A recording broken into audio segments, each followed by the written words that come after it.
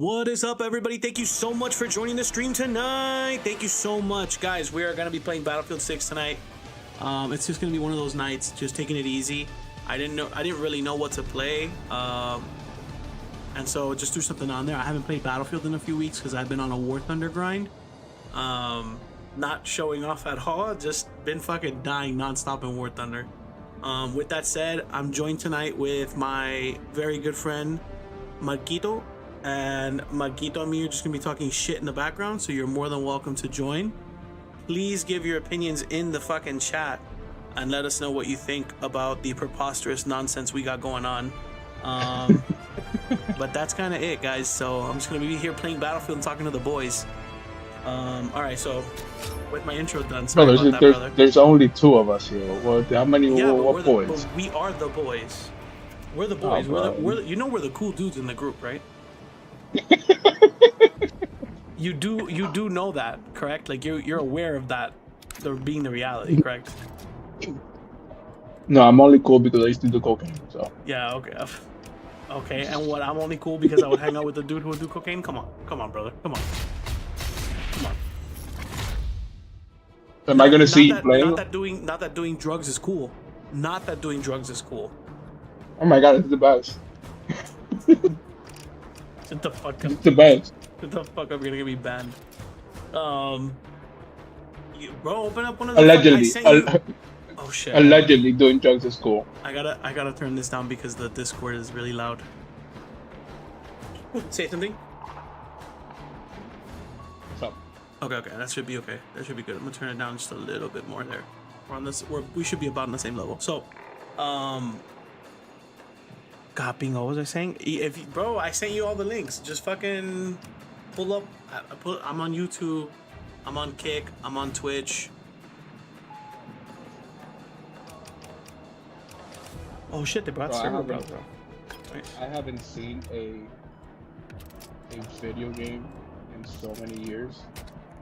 I'm not gonna lie. There was just after I bought the PS5, I kind of didn't even want to get the PS5, but just after I bought the PS5, this was like 4 or 5 years ago. I kid you not.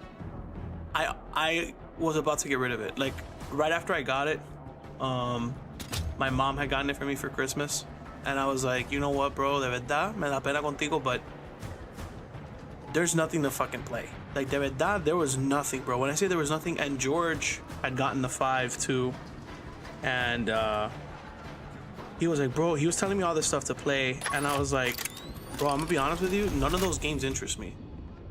Like none of that shit is stuff that I'm really like into. And even to this day, de verdad, a waste of fucking money, bro. To tell you the truth, I'm so happy that I've always been into. God, these fucking bots, bro. I gotta come in here and I gotta open this and do this and go here. What was I saying? Oh yeah, The waste of money. but it was the PS5 was such a fucking waste of money, bro. It makes me sad. Stream manager. No, I haven't played video games ever since, what was it? Probably like Black Ops 2. Man, I'm not gonna lie, dude. I kind of low-key just want to buy some of the classic Call of Duties like Black Ops 1 and 2. Like the OG CODs that we played growing up, and then probably I'd be perfectly happy. I bought Black Ops 6 because there's some people at work that play, and they were like, oh, get Black Ops 6, and I was like, I don't want to give them money because the game is just bad, to be honest. But it was on special. It was $30, and I was like, okay, for $30, bet. I think like the last one I played like hardcore, like I was like really into it, was Modern Warfare 2. After that, I haven't. It really made me sad, yeah. and it really made me sad, a decirte la verdad. And I get it, because obviously, like, you grew up, you had kids, like, you did all that shit. Pero de verdad, as a person who really loves the hobby, to see it become so, like, it's dead, bro. There's no art in it anymore. Like, Modern Warfare 2019 was so good, It was such a good fucking game, bro. Like, I kid you not, I wouldn't want to say I was in tears because no pa tanto, but it was genuinely possibly one of the best video games I've probably ever played. And then when Modern Warfare 2 came out, I had such high hopes. You know, mierda, and just obviously a cash grab. And I was almost brought to tears because I was like, this was so close to being perfect. No, yeah, Call of Duty 4 was like the pinnacle of Oh, absolutely. Call of Duty. Absolutely. Absolutely. After that, it's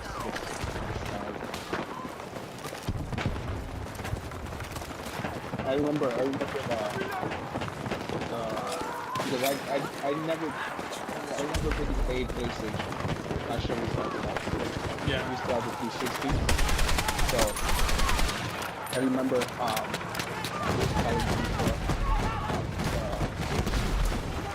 I remember we used to play fucking. You remember we used to play World at War, the World War II one? Yeah. Yeah, I remember that one. We used to play with Tommy. Yeah. Yeah. Yeah, but in Call of Duty 4, I had this friend that I met in one of the games that we did. The guy was from California, some Mexican guy. Really cool. Like we spent like every time we would get out, we would play together and stuff like that. Mm-hmm. And it was one of those situations that you see like friends trying to meet. That's what I always thought. I remember he confided me and he just friends with everything wanted to hit up games. Bruh.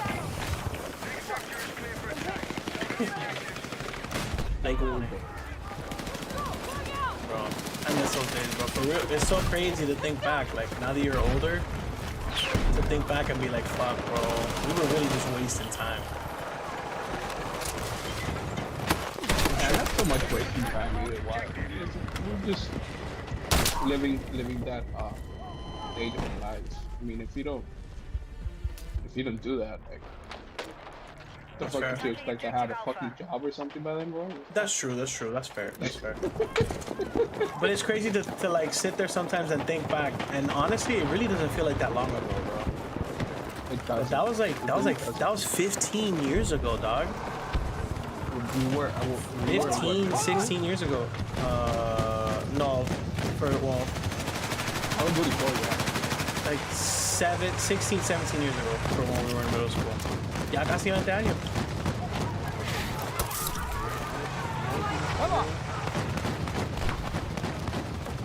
I remember It was World at War, bro.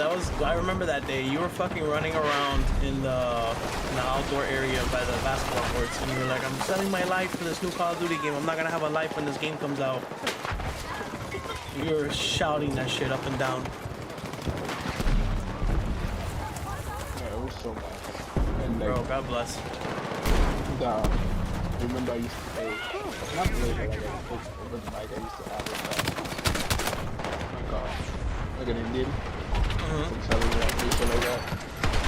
Oh my god, it was so Being bad. the casual racism. Defining a generation, by the way. Defining a generation, by the way.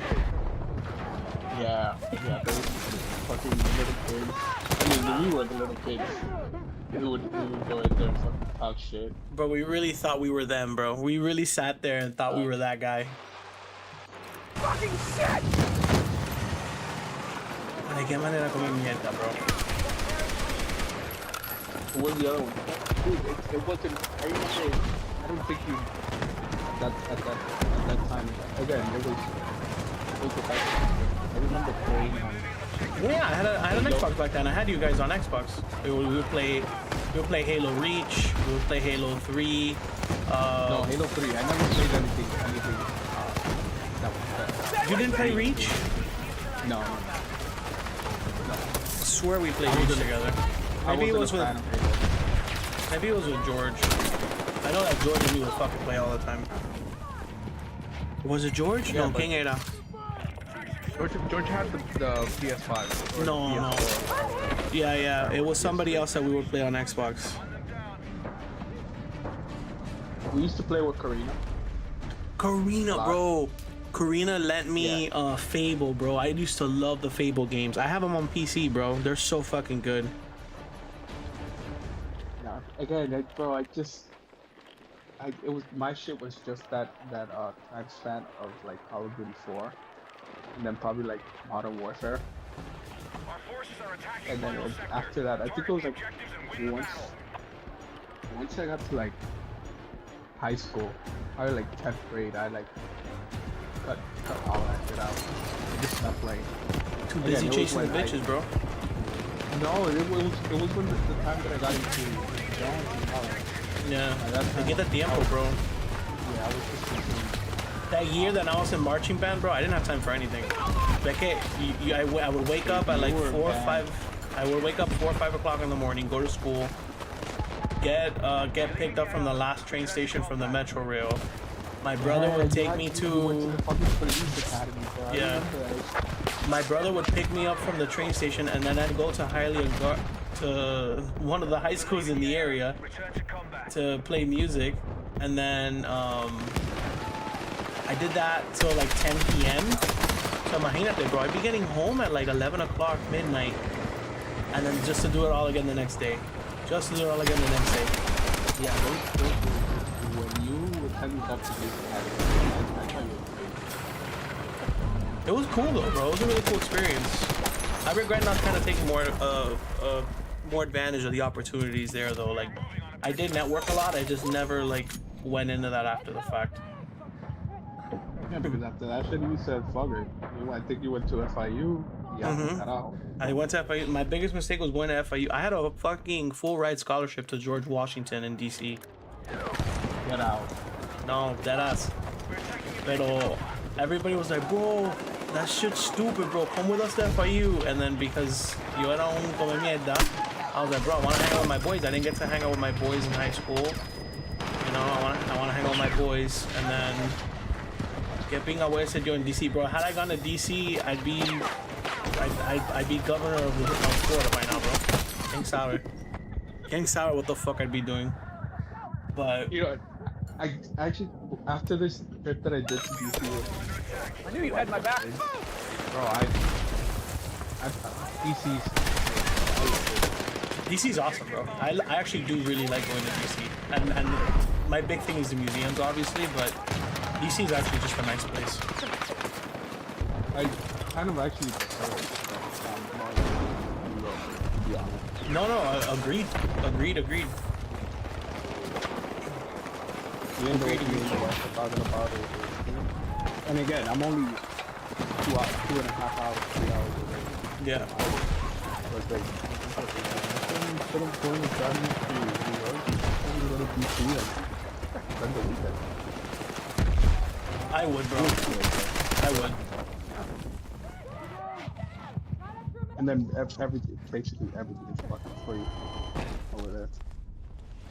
What do you say, fucking free? Yeah, like the majority of the activities that. Oh yeah, like the museums and stuff. Yeah.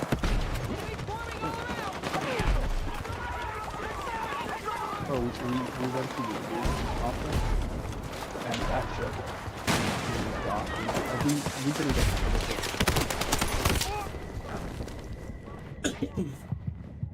No.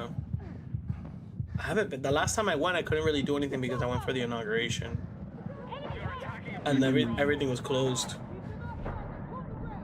Yeah, now it was a little bit weird too. Now that they had fucking National Guard over there, like just walking around and seeing 4 or 5. I found that weird too when I was there, but because they were there. I went there before the inauguration for something else. The National Guard was. Well, the National Guard's been there since 2016. 2020, algo así. Oh, I thought it was just now that fucking. No, they called them up. Nancy Pelosi, these people, They first called them up just after January 6th. Just after the January 6th shit happened, they called them up and they never got rid of them. I know you want it.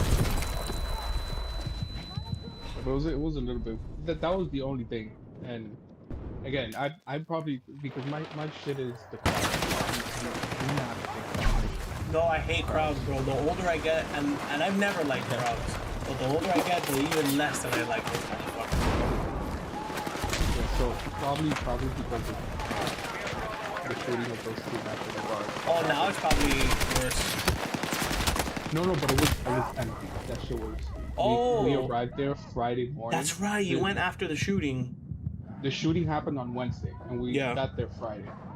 That shit was empty, bro. It was dead. We got to see everything and like walk around, and it was fucking tremendous. Bro, they have one that's really nobody. cool that I don't know if you got to see it or not. They have like it's by the White House, but they have like a little, it's the White House Museum or some shit. And they basically have a replica of like several of the rooms in the White House, and that shit's so fucking cool. No, I didn't get to do that. Bro, that shit was so cool. And obviously it's free. When I went, I was like, oh, how much is it or whatever, I'm just asking. And they're like, oh, it's free. You just, if you want to give a donation or whatever. I donated, I think it was like $15. Is that the? It looks like a fucking store. Yes. That's exactly Literally it. like right across from the White House. Yeah. Yeah. I saw it. I because we parked like a block away. Yeah. Because we That's crazy. We parked a block away from literally the block next to the White House. That's We crazy. parked, and then when we were walking towards the White House, we saw that door. That's right. I didn't know that. Like there was just like You're gonna make it! Hold on! No, they have the whole thing. It's actually really nice, and they have like not a cutout, but on one of the windows they have like a thing of because like in DC they have the Japanese cherry blossoms in the National Mall, and so they have like a cutout of that. And when we went in, it was cold, and it had been like hailing a little bit, right? Like it was that cold that it was just like freezing. So as we were leaving and we walked past the window, it had just started snowing, bro, and it looked it was so pretty, bro. It was so pretty. No, next time. I mean, there were so many things that we didn't do. Yeah. Because again, we were with the kids, so it's like you're basically. Yeah, you're tied down. to- Yeah. Yeah, like fucking Air and Space Museum and natural history. That's basically it. Right. And the fucking zoo that we did, it took the picture everybody takes in front of them. That's another You're gonna thing. make it! Hold To get on! in front of that White House, I don't know if you know how they have like a barricade. Yeah. And then they had it closed down. They weren't letting people walk over like the actual sidewalk. It was They only haven't let people walk on the sidewalk in front of the White House in years, bro. Yeah. That's been a thing that I can remember. Anyone that wants to correct me, that can definitely correct me. But I remember when I was like 6 or 7 that we went to DC, and it was just not long after 9/11, obviously. And I remember that they had just closed it. They had the temporary barricades up, and they were just starting to renovating all the security stuff at the White House because of 9/11. And I remember that across the street, they wouldn't let you get too close. Like they would make you back up.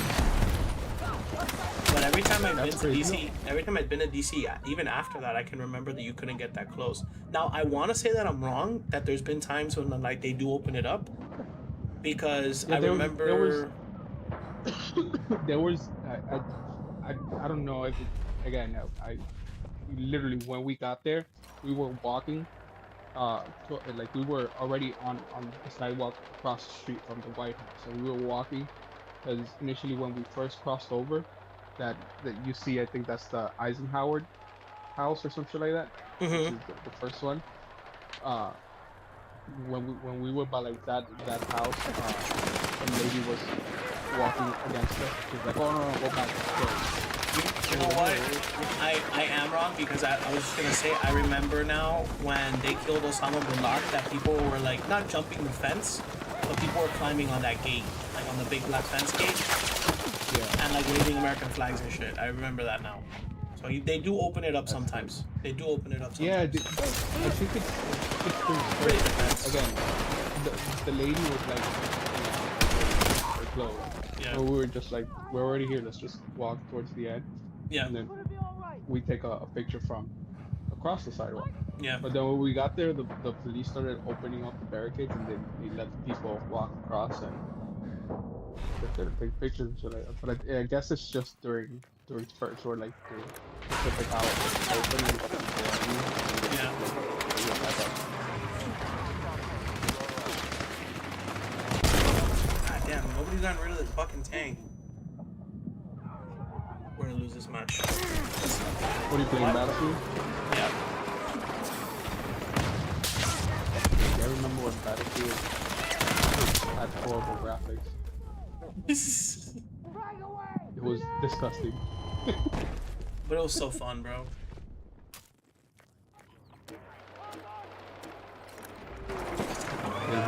Now that you say, I confuse Fable with Far Cry. I remember playing Far Cry. Thank you so Far much. Cry is so good. Yeah, now Let's move. I just now realize, yeah, Fable was shit too. Fable was very similar to what was that computer game?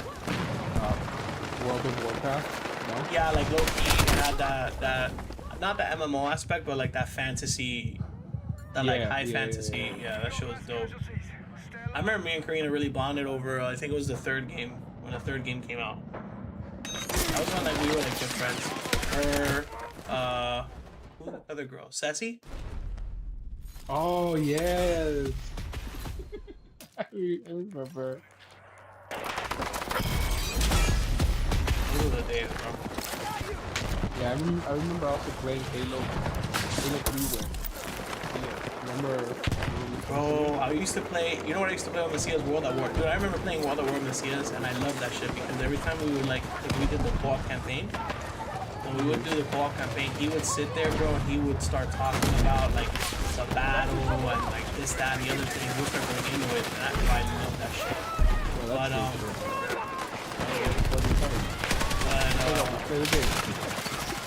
But they got in trouble for that. Him and I think I would play 2K with Roque, and they got in trouble. No, I never played.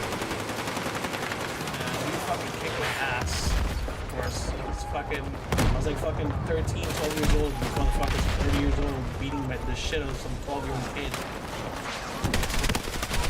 That's crazy. You know something I also like the relationships that the teachers that they used to have of us Yeah. were so fucking crazy. Like you don't see that shit anymore. And it wasn't nothing like fucking pedophile shit. It was just like they say Spanish. Eran sanos.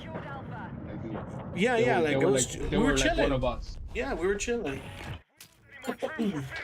I remember I felt bad No. because I asked him one day, and he wouldn't. I asked Messias, and he wouldn't tell me.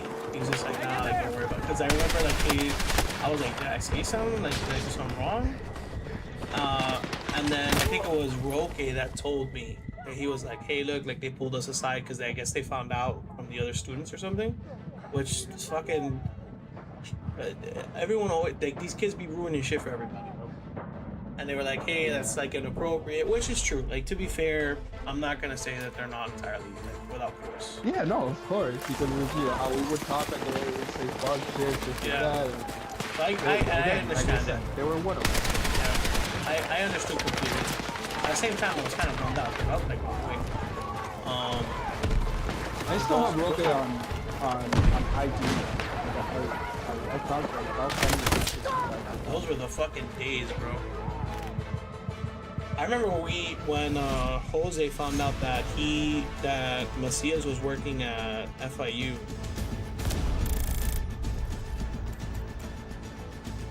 What did he do? Go over there and take a look at him? No. He really wanted to. No, we went to go visit him in his office because he was in the main FIU building. He was like the director of fucking something, bro.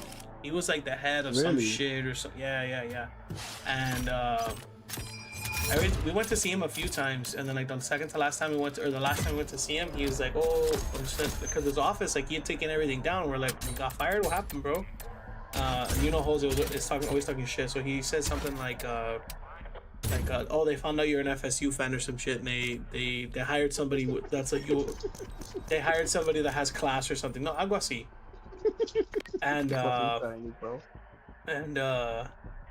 he chuckled and he's like, no, I got an opportunity to go somewhere else, so you know we're moving or whatever. And I was like, this guy, bro, always moving up in the world. Bro, the last time I talked to him, he was still, I think he was still teaching middle school, but he was in some school in Colgate. Nice. Like, he left that bougie ass Hialeah shit. Hell yeah. Fuck that place. Yeah, I remember the last time. Excuse me. The last time I saw something about Macias that I had him on Instagram was he had posted that they moved out to like fucking Arizona or some shit. No, I'm saying. That's crazy. I was like, bueno, tipo se perdió para mí. Nah, that's probably one of the bad that would be literally like, Bro, those Jersey, corner South states, Jersey, those corner states. The only listen, I would have a property there in like northern Arizona or like eastern Utah or some shit because it's not that bad there. And it's like plains and shit. It's not like stupid over there. But to actually be in the desert, bro, like you're crazy. No, I mean, besides that, there's nothing to do there. But No, there's not even water, bro. There's not even water. You're fucking telling me there's nothing to do. Ni hay agua ahí, papo. Ni hay agua. there's nothing. Like Que si en people Cuba, say that I'm crazy. que si en Cuba no hay nada, ahí hay menos que hay en Cuba, brother. Menos todavía hay ahí. People say I'm crazy for moving to Jersey, like I did, but there was nothing crazy Need a about what. defensive on that position. Literally, Oh, Jersey bro. is like fucking Miami, like a good 15, 20 years. That's what Jersey is. If not for some of the laws and how like they do some stuff there in that state, I would move to Jersey. But Like they do what, bro? I can't take any of my Oh yeah, your guns. Yeah. any of my hunting implements there. Literally, even my handguns, all my guns would be considered illegal there. You can have guns here, but it's just It's super regulated. You gotta get a bunch of different permits, and all of my rifles, and even my shotgun wouldn't be legal because my shotgun technically is over their capacity. So I wouldn't be able to use I wouldn't be able to take my shotgun, and it's like it would be too much of a hassle. It's not worth it. Probably. even for hunting, I think the majority of the places, like, the only thing Yeah, they're super. snow, Yeah, snow guns. they're super strict on all that shit, which is fine. I mean, if that's how they want to run their state, it's their business. It just sucks Yeah, because but Florida's so expensive, bro. Like, no puede, bro. South Jersey is a complete different world than West Jersey. No, absolutely. West Jersey is very conservative. Very conservative. It's just like Florida, bro. You know, you go to South Florida, that's probably like, which is South Florida, B, Broward, Dade, and Monroe. That's like the only blue parts of Florida. Everything else is fucking dark red. Fucking super dark red, motherfucking maroon. Yeah, it's just like here. It's just like Jersey. South Jersey is bro. It's literally during election cycles. Yeah. Driving around, the only shit that you can see was like on 2024. It was insane. I was like, bro, how is this a democratic state where it was all these fucking banners all over the place? That's funny But as it was, fuck. you got South Jersey only. Once you get into like Central and North Jersey, bro, Did this fucking thing somehow reset my keybind? What the fuck? I just realized. Anda, pinga. I will say that there's things I do like about Jersey, like the way they do their corporate tax structure and like some of their tax stuff. Like I do like it, but hay otra cosa también que no puedo vivir así, bro. ¿Cómo que no puedo tener una pistola, men? Que esto es Yeah. Cuba. Que esto es And, Cuba. well, again, that as soon as you said it, the first thing that came to my mind was your gun. Yeah. Because to me, it doesn't affect me at all. I don't No, own yeah, guns. yeah. I never owned a gun. Like that's If not I my only vibe. look, if I only own like one or two, I could put I could probably live like just over the state line and it really wouldn't be a problem. But it's the fact that like I have several, and then it's like a whole No, thing. you have a whole arsenal. And it's like for me literally to if I was to move, I would have to send so much paperwork to the federal government. It's not even a state issue anymore. The Marine Corps would have to be notified that I'm moving. Like it's a problem. we get computer that's remote outside with your truck. You're like, oh yeah, help me real quick to get this shit down from the car. Like, oh, what do you got? You want to lift the shit up this shit? You're like, no, there's a couple of guns that I got. It's a couple of things, bro. It's a couple of things for work. It's a couple of things for this. A couple of things for that. Uno nunca sabe, you know. It's the same reason why I carry baby wipes in my backpack and I have spare toilet paper in the backseat of the truck. Uno nunca sabe. So put that in my hands. Si se forma un cagazón de verdad. No, and then the fact that you're like all into it, Yeah. part of that gun training, whatever it is that you do. Yeah. Let But them that's what have I'm that saying. shit. If that's what I'm saying. Like if it was only one or two, bro, and I could just leave it like in like a safe or something on the other side of the state or whatever the fuck, then it's not a big deal. But it literally is. I'm not even joking. Like that was a slight exaggeration. It is so much paperwork for me to leave the state. Like for me to leave Florida with some of my shit, I have to do paperwork. I have to let the ATF know. It's like a whole process. That's crazy. Yeah. So it's like, I just don't. Es más fácil for me not to. La bazooka esa que tú tienes ahí, tienes que cortar. La AK-47 y el RPG este, bro, tú no sabes. That's what the ATF knocking on the door because it's out there. Bro, the funny thing is that after I did some of my paperwork for some of the stuff that I was in the process of buying, and I was waiting for my paperwork to come back, un cop, you know, y me toca la puerta de la casa, and I'm like, aquí esto se acabó. Aquí mismo esto se acabó, bro. And I open the door, and he looks at me, and he goes, you live here? And I'm looking at him for a second, I'm like, what the fuck do you think? And he goes, porque se cayó una mata enfrente.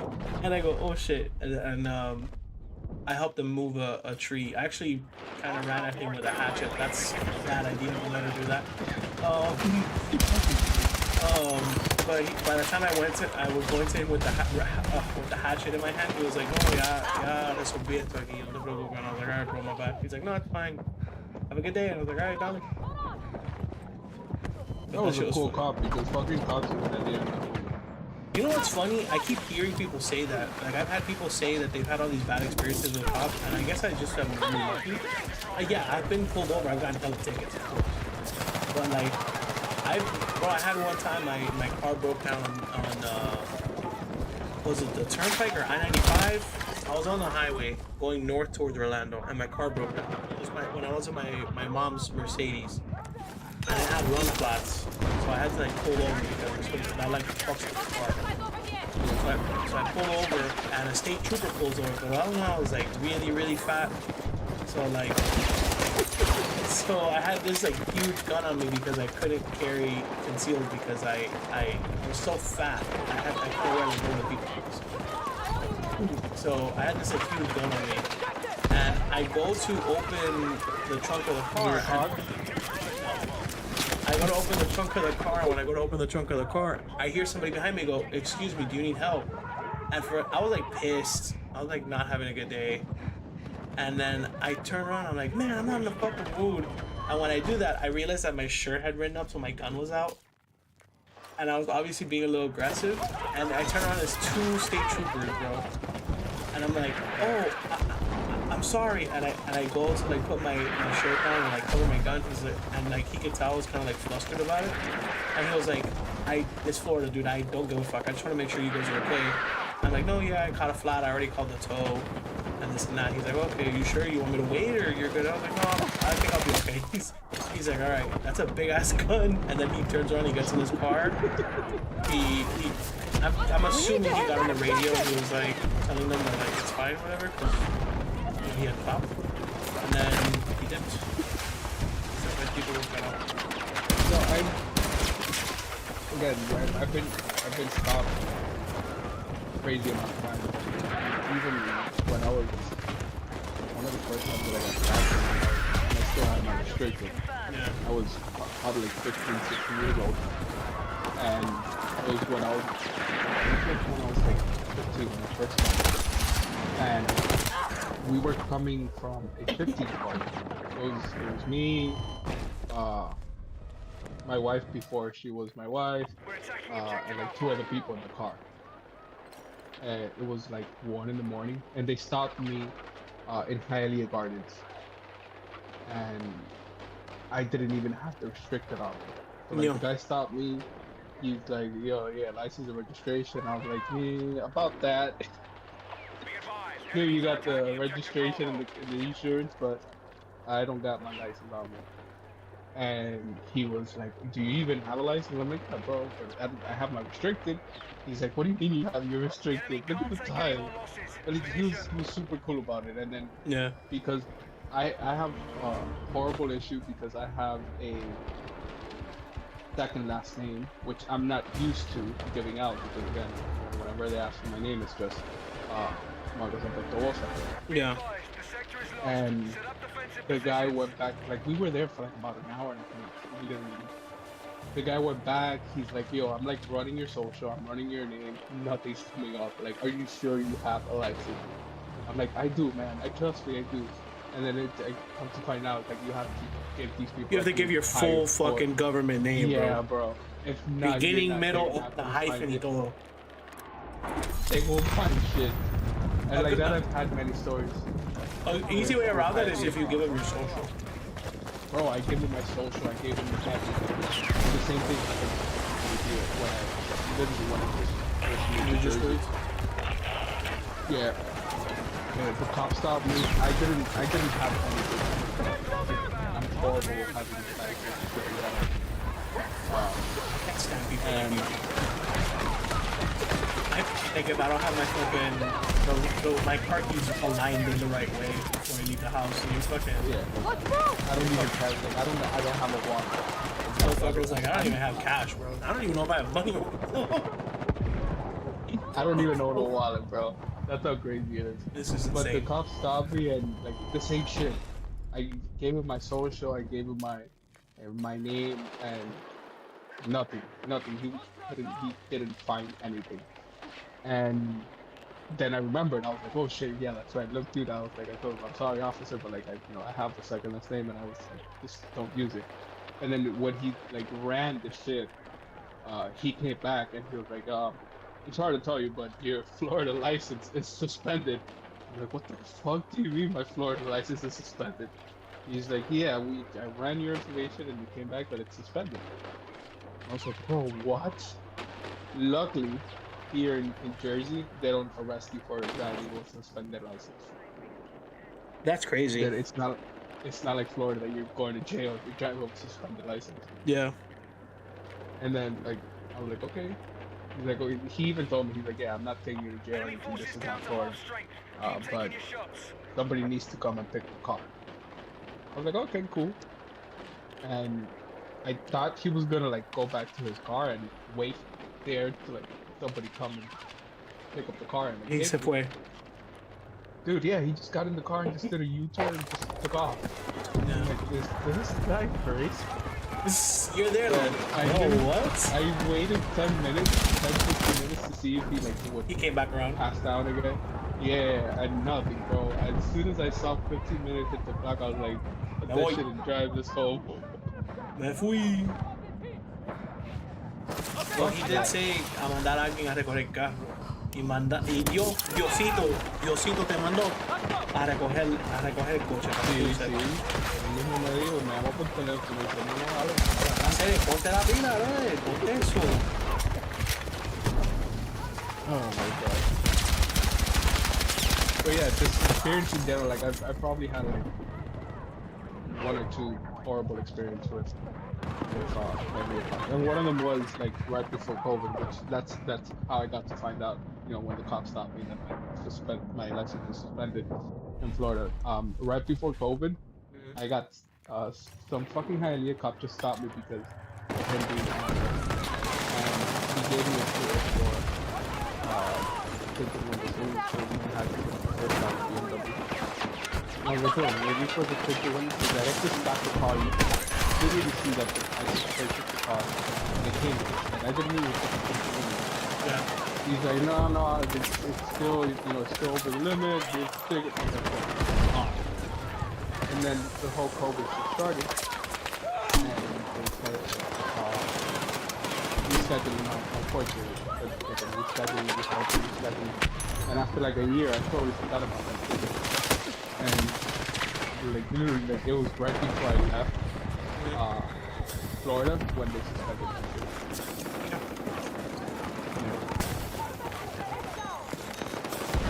An easy way for you to get around those tickets, bro, is go online, on our website, and when you go to their staff and look up someone who's like a lieutenant or a captain, and just be like, look, I know so and so, let's not make this a big deal, whatever, blah blah blah, bro. 9 times out of 10, not a problem. Now, If I do that shit, I'll be fucking leaving the country. no, I have that luck. there will be that one off chance where they're like, oh, you know Lieutenant so and so? We'll call him right Here, now. let me show you Lieutenant so-and-so. Yeah, exactly. I don't fuck that. I don't fuck with them. Like, when I get stopped, it's like, what it is, I'm like, yeah, I'm the fucking steering wheel. And yes, officer, no Contact! officer. Enemies in! I don't. I know a lot of them still personally, so I'm pretty confident. But I don't know how that would work in Jersey, bro. I wouldn't even bother, to be honest. That's one thing that they told me. Like, the cops here are strict, but bro, I haven't seen it. But it's more being strict but fair is totally different than you just being an asshole. Because like, it's one thing if like they see maybe you're going 5 over, but it's like it's not a big deal, right? But if they see you going 15, 20 over, like, and they clocked you at least one time, like, come on. Bro, if they see you with just looking down, like if you were like texting, you're getting stopped here. Like they don't with that. God they don't bless. fuck around. God bless. They They don't fuck around. gotta bring that back here, bro. Because, bro, the amount of times I'm almost crashing because there's some fucking dumb woman. Enemy vehicle sighted! There's a very intelligent woman, obviously very high IQ, with Starbucks in one hand and her phone in the other, driving with no hands on the steering wheel, doing like 5-10 miles over the speed limit in traffic. Bro, like I know why my car insurance is so expensive. They don't fuck with us. Like I've heard stories of people being like, dude, I was literally like putting the iPad on the GPS, so you use your phone. You're just thinking they're really strict. Fuck you and your mama. Here's 3 tickets. Yeah, it's really even with the speed and shit. Like I don't fuck around. But you see, it says to go 65. You're doing I 55. do 67. I do 67 and I'm panicking. I'm like looking every corner to see if Pero there's a you cop see, enforcing the law works. Toda esta gente que dicen, bro, you're just being a dick about it. No, bro, if you enforce the law, mira lo que pasa. At mini fucking Scarface over here in Miami, he does whatever the fuck he wants, but the second he crosses that state line, el tipo se pone la combata, he puts that cruise control on real quick. Yeah, fuck that. Incoming attack. Defend the sector and But keep the enemy down. that's a South Florida thing, bro. Because even like if you just exit Broward, it's really like, It's South different, Florida yeah. fuck around. Yeah, they don't fuck around. With those places either. Like just going to Fort Pierce and just act stupid, and you're getting shot by the Pa' cops. que tú veas lo que te viene. Pa' que tú veas. Yeah, bro. They don't fuck Absolutely. around. Absolutely. Who was I just saw recently Port St. Lucie Sheriff. They had they got some complaints of some people going like on trails and doing like quarries and shit that you see somebody in a car or somebody stopped and then they come and they're like, oh yeah, you did something tickets over there. Yeah. And they did a sting operation. And it turns out they caught like 4 old guys, like 70, 80 years fast in their face on IG. Like, bro, can you imagine the fact You're that they fucking tu abuelo que está puesto ahí, bro. Could you imagine? That'd be crazy. Bro, horrible. But you know who also has a reputation like that? It's Sheriff ahí de Polk County. That motherfucker Yes. don't play, bro. Yes. But it's like you said, these people are out here enforcing, like literally enforcing the laws without any, like literally 2P without any type objective, let's of move. like, being scared over here, what they say or not. Yeah. People no saben what it is, right? No, claro. Bro, it was so crazy to me, bro, that I went to Wynwood one time. This was many years ago, pre-COVID? Post-COVID, actually. It's post-COVID. I'm walking around Wynwood, and as I'm walking around Wynwood, they're selling fucking weed like it's nobody's business, right, in front of the cops. Mind you, this is before they passed all of those, like, laws. Marijuana. Yeah. So, like, I was like, okay, this is already crazy, but you know what, like, I already grew up surrounded by, like, Miami being that type of environment, so I was like, that's fine, like, it's just weed, it's really not that big a deal, whatever. Bro, aparte de eso, también había un tipo vendiendo fucking little baggies, bro. And I'm like, ahora sí that we're pushing it, bro. Ahora sí we're pushing Ten it. cuidado que el cop que estaba ahí, control y no estaba vendiendo tampoco. No, yeah, bro. I was like, and the cops, when I say the cops are right there, I'm talking like there was like 12 cops, like the bicycle cops and foot patrol.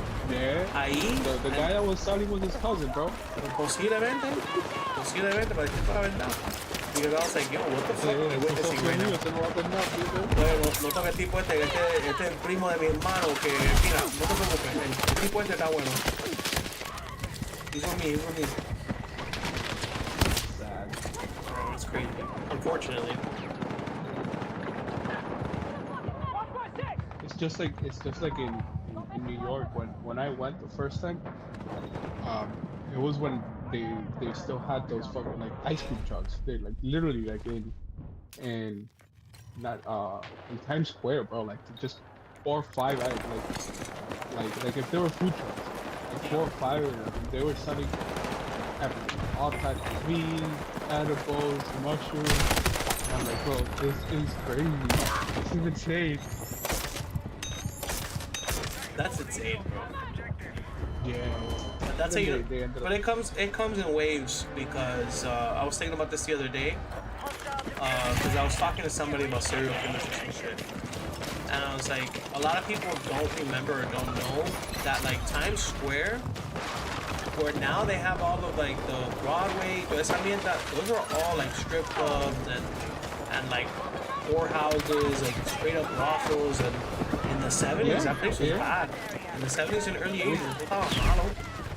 That's when New York was the best, bro. and they went and they cleaned that shit up. It just comes in waves, bro. Miami, same thing. Miami was like this. Miami was like this in the 70s and 80s. I don't think New York would ever return to the Maybe not the whole city, but like new places pop up. Like it was Manhattan, you know, in the 70s and 80s, and then in the 90s it was Harlem, and you know, Brooklyn or whatever the fuck it was in the 2000s. I don't know the cities that well to be like, you know, if Brookhaven or whatever the fuck, I don't know. Yeah, yeah. No, you know, I follow Joey Diaz, which is comedian. Yeah. Actor, I'm pretty sure you know who he is. Yeah. I love it, right? And he talks about it all the time, like on his when he, like talks about his stories growing up because he grew up in North Bergen. Mm-hmm. And it was during that time period, like the 70s, 80s, and he says it was tremendous, like he says, tremendous. Fucking- it was crazy. Everybody was geeking. Crazy shit. Yeah. And again, you know, his mom used to have a bar, and then Cubans at that time, you know, the fucking 70s and 80s were also fucking peliqueros.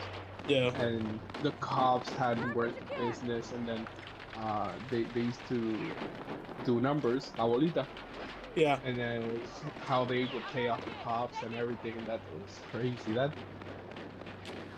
like you had to live in that moment to experience it, absolutely. because, you know, that shit's never coming back. You'd be It's just like surprised, bro.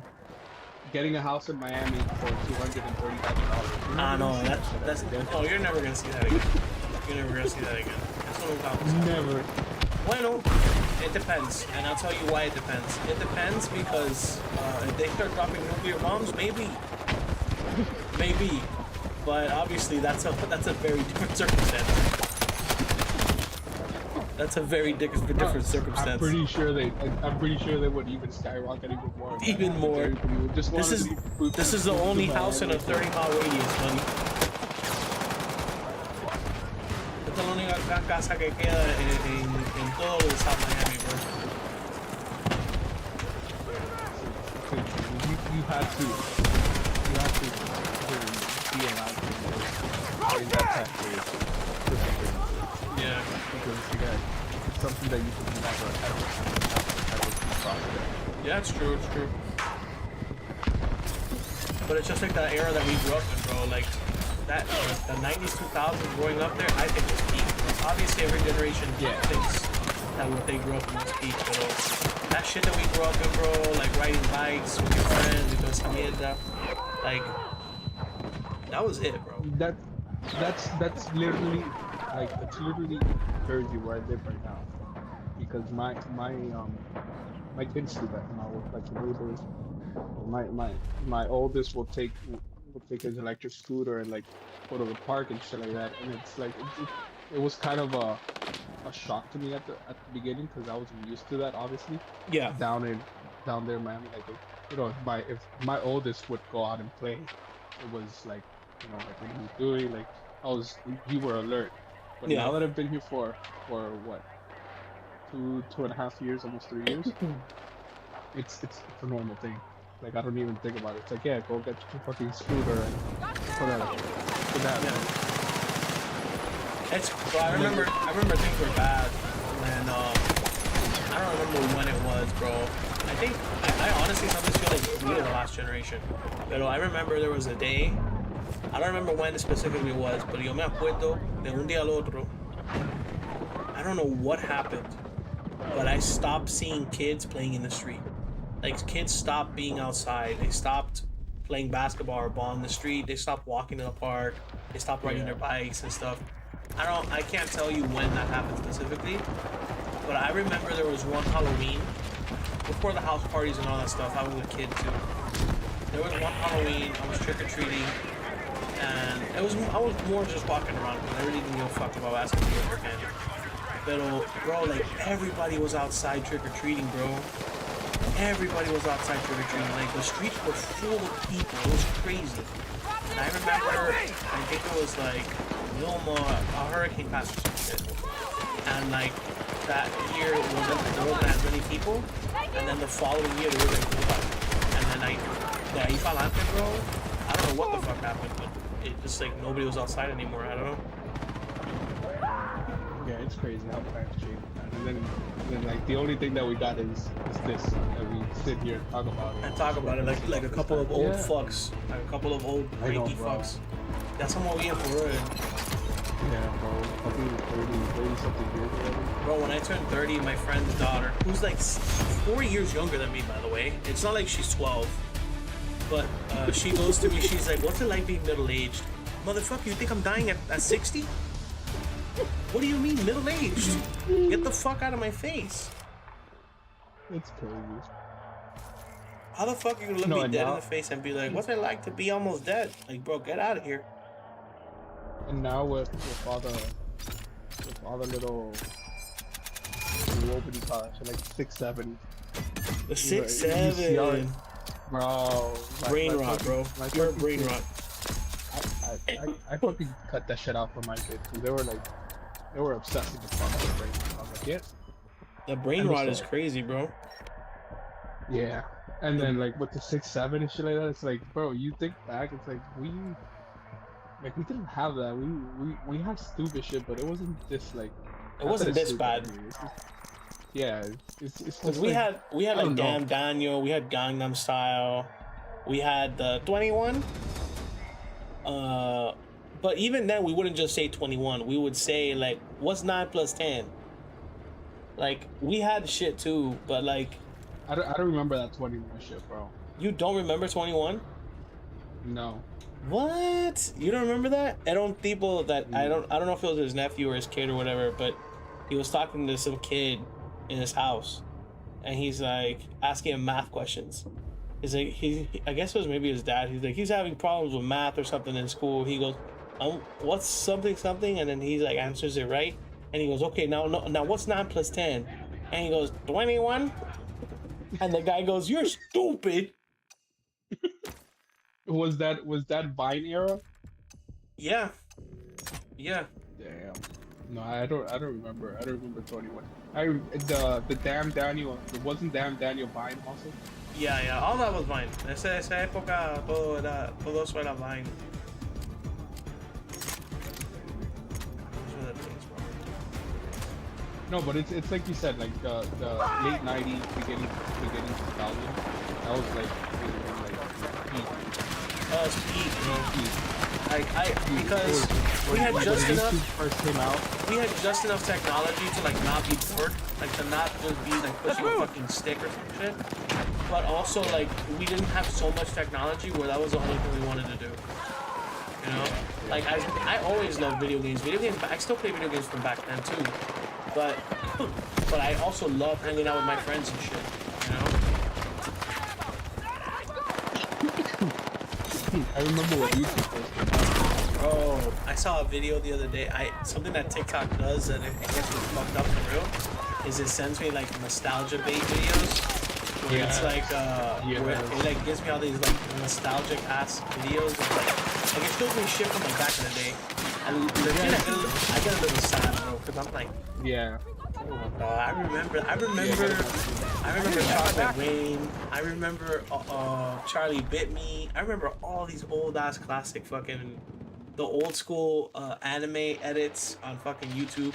And YouTube was free, bro. You didn't have to pay for nothing. It had no ads. No ads. And I remember when ads first came out on YouTube.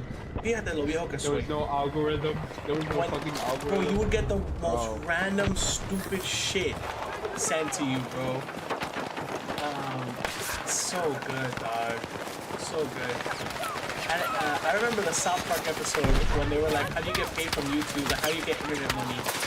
And like, because nobody knew. Like, you didn't know what ad revenue was. You didn't know about any of that shit, bro. Now you ask a kid, bro, and you know, you can go to a 10-year-old and they can set you up to be a streamer making 6 figures and you don't have to work for a living. It's like nobody like that influencer where they like you know Yeah. we would go on YouTube just like you said, see like See the funny videos. before YouTube. Before YouTube, Funny Junk. You remember Funny Junk? It sounds familiar, but I don't puedo decir que sí. I can't say yes. Funnyjunk.com, bro. I want to God, say it yes, was- but I don't remember. It was the best. That's where it was I remember Newgrounds.com. Newgrounds, yeah, that's where you would go play like they had a freaking game. But Funny Junk, it was very similar, but Funny Junk it was just more like short videos that they had like before memes were memes. Yeah. That's where you like you would go. Funny Junk had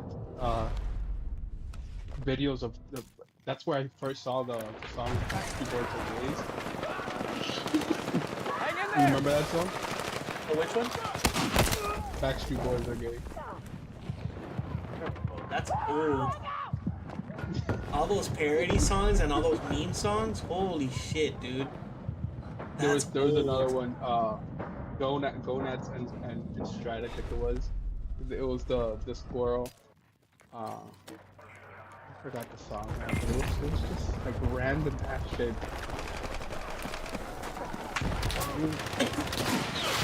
Shit that we would never get back to. No, you couldn't have shit like that. That's probably all lost media. You'll never see that again. I actually still like I could really send you a Gonads and Stride one, and you'd be like, bro, what the fuck is this? What is this? I probably wouldn't be able to watch it now. My brain is so broken because of TikTok. I'd be like, yo, this video's too long, bro.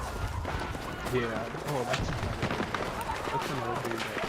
My attention span is so shit, bro. Yeah. I have tried. I'm getting better. I've slowly tried to readjust because I've noticed that, like, bro, I have and in serio, I have 1, 2, 3, 4, 5, 6, 7, 8, 9, 10, 11, 12, 13.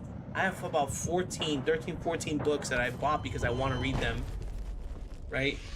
But every time I open it, bro, like, I can't. I don't know what it is. Like, I start reading and it's just my brain immediately is like, nah, I don't want to do that. No, what's saved me? I'm a big podcast. I love watching Joey Diaz, what's happening now. Theo Vaughn. There's another podcast I'm watching. Take this ammo. The two guys, I forgot the name now. Two guys, but the podcast is directed by AI. Like they'll have AI like tell them what to do. Like, oh, what are we gonna talk about now? Because it's a proprietary AI that they get it so like that, and as episodes progress, it gets a little bit smarter and it's very interesting. All these podcasts are 2 hours, 3 hours long, and that's really the only thing that has saved me from that attention span of those 15 seconds of clips. Yeah. Take what you can. Enemy hit. I've mostly just been cutting back on how much social media I use because it's just like now what I do more than anything is I've really gotten into so I've always really liked listening to like scary stories off of YouTube, like creepypastas and stuff like that. And now what they have is because of AI, because of how good it's gotten. The ones that like I really like are like the zombie stories, and what they have now is they'll use AI and they'll do like they'll have like custom backgrounds, like stuff moving in the background and stuff like that. But what they also have, which I love, is that they'll use AI voices. So they'll have Donald Trump doing like a press conference talking about the zombies. They'll have Alex Jones bitching about how the government is covering up the zombies and how it's all a specific country's fault. Joe Rogan will be like, what are you talking about? They don't want to use actual names, right? So they'll be like, they'll be like Malex Moans. What are you talking about? Like what do you mean it's a specific country's fault? And it's like, yeah, you think this is our doing? You think they don't know? They've always known. They'll always know. It's been a setup from the start. And bro, it's so fun, and I love it. They're turning frogs gay. They're putting drugs in the water, and they're turning the frogs gay, which is a good thing. And they're doing all these things, bro. It's so fucking good, and I love it. And and those stories go for like 2-3 hours. Like I'll listen to that through work while I'm working. And bro, You're a lifesaver. the one that had me dying of laughter was because so it's still fairly new, like some of the voices that they use. I don't know what AI they're using, but I guess it's not like as refined. but it doesn't sound all the time like the character. But it gets like their cadence, Got right? eyes on a sniper. So the one that kills me is that Trump is in the middle of talking about how the military is losing to the zombies, right? Like the government's collapsing, and he's like, you don't know. We have the best scientists in the world. How do I know? Because I know them. Because I know them personally. Some of the smartest people, and they told me because we have the best. And I think, bro, and it's so. I was dying of laughter as he's talking about how like everyone's gonna die, and he's like, we're working on it. We're working on it, and it's taking a little longer than we thought, but America's such a great country and it's the best place. And I'm like, bro, I can't. I fucking can't. You gotta send me that. I'll send it to you because I sent it to a friend of mine the other day, and I love that one story is so good because it's like just like when they go, what do they call him? They call him President Musk, making fun of Elon Musk. They go, President Musk will now speak, and then he goes, "My beautiful Americans." Bro, it's so funny. It's so fucking funny, bro. But it's the stories themselves. I like them. Like I think they're good. There's some that are bad, but I mean, whatever, dude. I'm just trying to get through my shit at work. But I've been doing that instead because I remember like earlier this year, I would scroll like doom scroll for real through TikTok, and like an hour would pass and my week went down. It was terrible. It's so bad. There's days that it gets me. There's days that I'm like, somebody was sending me TikTok. It happens. I trust you. Yeah, I do the best that I can to like mitigate it to a certain extent. And I feel like it's gotten better. What is this guy? I feel like it's gotten a lot better. But it's still one of those things, okay, kid, you gotta work on it. It's just one of those things you gotta work on it. But I do want to. Do you watch? Go ahead. No, go ahead. No, I was gonna say that I am trying to work on it because I do want to read these books. Like I bought all these books, and I feel like a fucking idiot. I can't read anymore. Bro, I've never been a reader. I've read 3 books my entire life. Never read cover. Mind you, we had mandated reading in our school.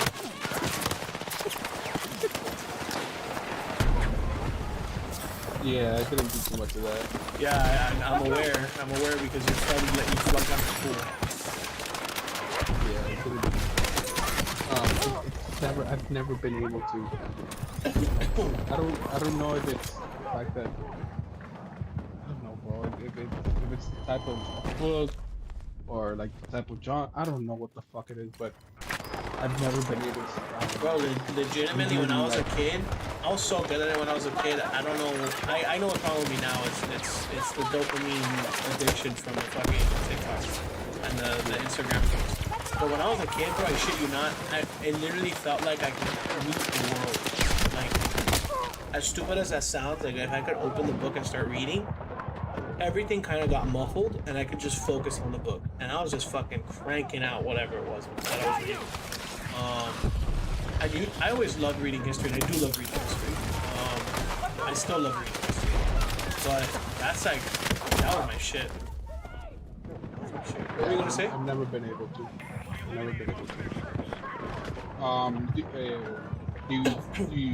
You know Kill Tony, or have you ever watched? I know of Kill Tony, but I've never seen like. I know of it. I've seen clips of it, but I've never seen like it personally. Like I've never seen a whole episode or whatever. It's the fucking best. Move on that position and defend. I suggest it. Because it's so random. Is that the comedy show, or is that the one con el italiano that goes running for office? No, that's the live comedy.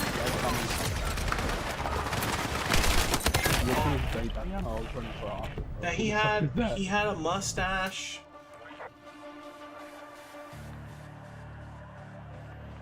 No idea. Okay. He goes on Kill Tony, but he's not Kill Tony. Hold on.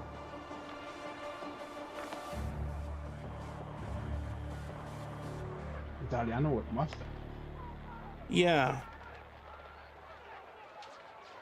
Let me see. I know he's been on there.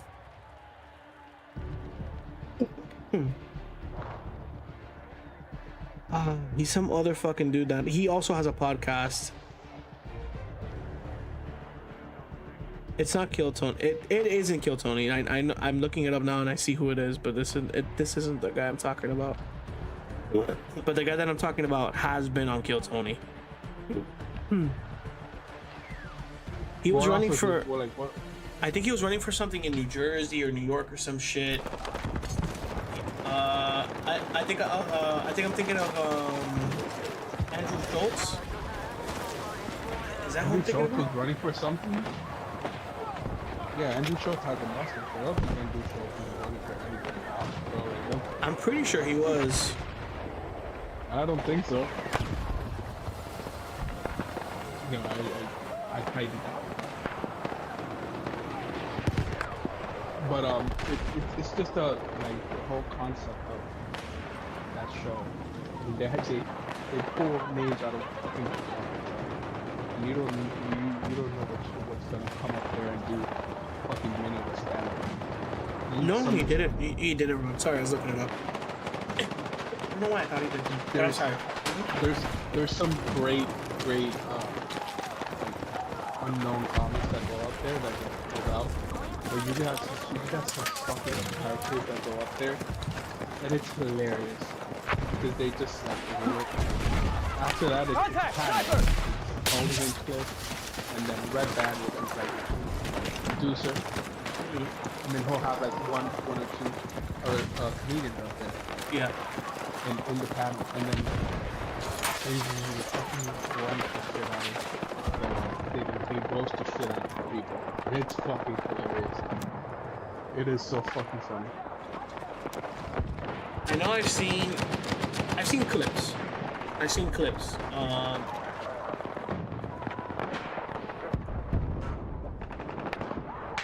Sorry, I was looking at something. I've seen clips. I should though. I should watch like a full episode. I know that everybody that goes on there more or less is pretty fucking funny. I know that. Yeah. Cause Shane Now- Gillis, I know Shane Gillis for a minute. They were doing like a bunch of Trump stuff with Shane Gillis on there, all the like during the election Yeah. and just after Trump got the presidency. Shane Gillis would do Trump, I think. What's this other guy's name? I don't know who the fuck it was, but he would do Biden so well. Adam something. He would do Biden. Yeah.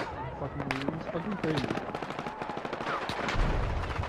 I actually, because he does many different characters. He does a lot of, not in pitch, he picks full blown out fucking characters. He gets his makeup and mask and fucking wigs and all that shit. But he started doing Dr. Phil. Oh my god. I actually caught one of the live Dr. Phil shows that he did here in Jersey. It was fucking hilarious.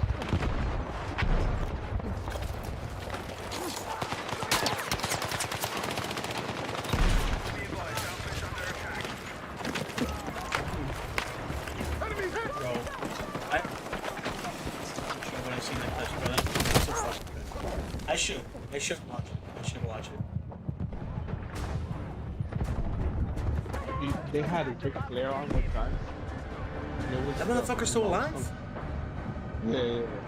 It was the most uncomfortable episode I've ever seen on the whole Kill Tony shit.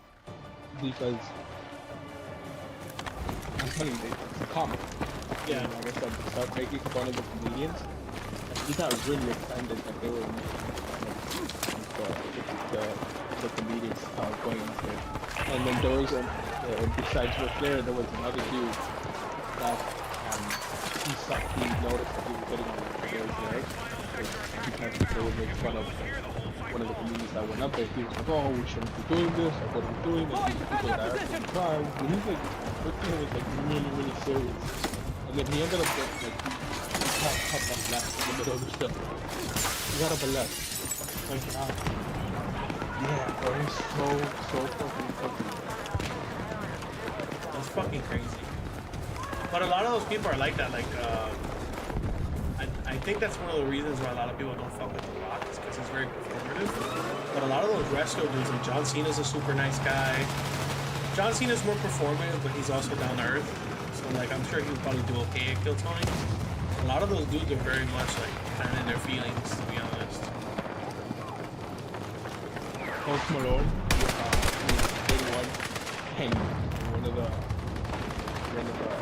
because besides having the people get pulled out of the bucket, they'll have those regular people stuck in between regular comedians that Tony has. And then one of those regular, when Post Malone was on, he started ranking on Post Malone. And then what did he call him? He said he looked like an unemployed gambler or something. Boom, roasted. And then the most recent one that I saw, it was Donnell Rollins. You know who that is, right? Off the top of my head, no, but let me look it up. Because I probably do, Yeah, because I've seen a lot of those clips. As soon as you see Donnell, you'll be like, oh yeah, I know you get fucked the third. Rollins? Rollins. Yes, yes. Donnell Rollins. Yeah. This guy was all over the place in the early 2000s. Yeah. Oh my god. It was him and I guess it was Donnell Rollins and what's the guy I need a defensive line on that position. He does all that upstanding moves, but I forgot his name, yeah. Yeah, that guy. Bro, they went on because they started actually playing the stereotypes. Donnell Rollins being loud, interrupting, and then every time he would like interrupt the guy live. He would do the same thing back, and Donnell was like, oh, let me talk. He's like, well, yeah, that's not racist at all. Bro, it was fucking crazy. I gotta check it out. I've seen and heard a lot of good things of the show, but I obviously have seen the clips, you know, all the big viral moments, but I've never actually seen it itself. It doesn't do it justice. I believe it. I don't even watch it. Because it didn't do the show justice. I believe it. I started getting into all that. I picked up Kill Tony actually during the pandemic. Makes sense. For a while, I think. Since like 2019, 2018? Yeah, for years ago. Like 7, 8 years ago. And now it's But that's like with the Joe Rogan podcast. So I didn't know. I remember I was watching something and they were talking about how Joe Rogan had been doing his podcast since like 2014. 2014, 2013, algo así. And I was like, no fucking way. And he has them. You can see the clips. He has like the OG clips of his show when it's like him in the living room of his house, talking to Joey, like on Zoom or whatever the fuck. And I'm like, bro, yeah. And it's like, no, never give up on your dreams, bro. I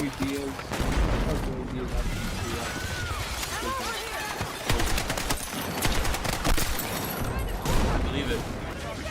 So Joey Diaz was I learned of Joey Diaz. Well, I knew who he was because obviously he's in a bunch of movies we've seen growing up. I just didn't know who he was. But I saw him in one of Joe Rogan was interviewing him. This is already when he blew up, before he moved to Texas. This was when he was still in LA or California. And I remember he was doing the interview with Joey. And this is the famous interview where Joey's telling like all the stories about doing coke and all that stuff. And I was like, oh, this guy's cool. Yes, all that stuff. So I remember that, and I was like, oh, this guy's great. And I looked him, like I knew him from somewhere. I just put my finger on it. And I looked him up, and I was like, oh my god, this is the dude that's been in every fucking movie I've seen growing up. in like the Yeah. last 10 years. I just didn't know who he was. He's just like in my mind, you know, no disrespect to him. He was just like generic fat Hispanic dude, you know. But he's fucking great, dude. And his stories are awesome. And I love. I never seen his show, but there's some clips from his show. I have all those great moments, like when he wishes you, when he says the 4th of July thing. It's 4th of July, motherfucker. It's the Get 4th up. of July. Get up, get loud. We're gonna get that Korean in Wash it. North Korea. Wash your balls. And then the other one that's like awesome also is when I don't know where he is. He's outside, and it hypes you the fuck up. People use it as like an audio for a bunch of shit on TikTok, but I have the actual clip of him saying it, where he's like, what the fuck is he saying? He's saying something like it's you against the fucking world, and it's just you and your balls, and you gotta go out there and you gotta fucking do it because no one's gonna do it for you. Like, bro, super hype, bro. I love that. I love that shit. He's very like nonsense type of content. You stay with me. Like, Yeah. Even recently when they started like, with all the fucking deportation and shit like that, the police came out like crying and shit like that. He has like on his podcast. I knew you had my back. Oh, what the fuck is this bitch you're crying about? If you love these Mexicans so much, get on a bus and go. Oh my god. But bro. where's the lie? But where's the fucking lie? It's like I'm scared right now. Like my last name is Diaz. You don't see me going on the streets and shit. You don't know these people might make a mistake or something, and fucking I end up back in Cuba.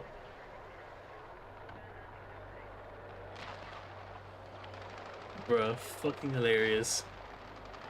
Yeah, no, and then because Joey Diaz like restarted his podcast probably like 2 years ago, 2 years ago, yeah. Because he also lived in Jersey in LA, Yeah.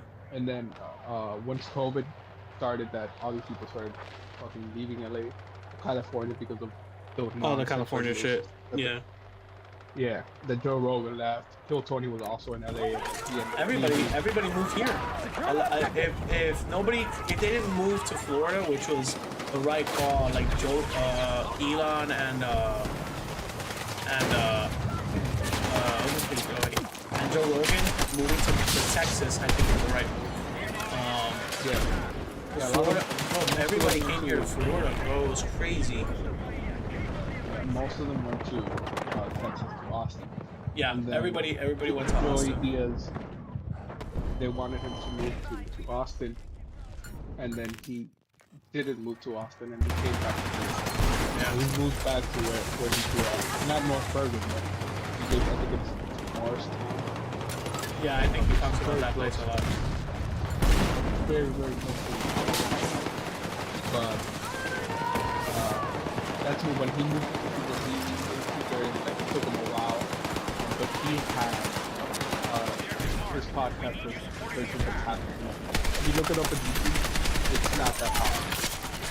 I mean, this guy gets 50,000 views in like a week. It's too much. Like his podcast is not that long. But his old podcast, which was the church also, the church what's happening now. Yeah. Bro, they would do some crazy shit. Like they would just fucking get high as fuck on acid. Fucking And looking just out on hot. acid. Yeah, or if not, they don't take like 1,000 milligrams of edibles, and then take How many milligrams? Like about 1,000. God damn. Well, for Joey, that's probably like a drop in the bucket. Yeah. But he does the podcast with another guy. His name is Lee Syed, and he says that's his Move on that position and defend. psychic is he too. Bruh. But they would it's so fucking high. There's many clips on fucking TikTok and shit like that. It just shows Lee Syed just out of this world. Him getting the latest thing that they have is like they like the camera with Lee Syed, and then you hear Joey in the background. And look at the shape of Lee, and he was just like moving. His eyes were like fucking white. Jesus. Yeah, he would break like a fucking edible brownie, and then he would tell Lee Syed, yeah, no, this is 25 milligrams, but it was like 250. Jesus Christ, bro. And then he would tell him, yeah, it's only 25. Here, have the whole brownie. The whole brownie is 50 milligrams, and then he was gonna take like 5 fucking milligrams of fucking edible. That's so much. Oh, I never. Oh my god, I didn't even realize I still had this up. I had pulled up. Sorry to interrupt you. I had pulled up something on YouTube. Party noise, like people talking and like music in the background. Because I was gonna do a bit because we were talking about the holiday party, and then I was like, I completely forgot that I had that. Need a defensive on that position. Man, I'm trying to think what the fuck I'm gonna do when I go up there that weekend. You're getting here Friday, and when are you? I'm probably gonna get there Friday, like afternoon Friday night. I'm gonna check into the hotel, and then I'm gonna leave Sunday. It's Sunday morning. I want to try to leave Sunday morning. Realistically, I probably won't leave till like Sunday afternoon. But I kind of want to leave Sunday morning just because since it's a 3-hour flight, and I'm gonna get back home. I just want to sleep. Yeah. Okay. So we could probably do something that Friday, so Yeah. because if you do that comedy shit, it's gonna be great. So That's fine. it's best, like I don't no, but get- like if you're gonna take a fucking flight on Sunday morning, I'll fucking bitch. I'll wake up. I'll get there early, and if I don't have to sleep, I mean I'll sleep on the plane. I don't give a shit.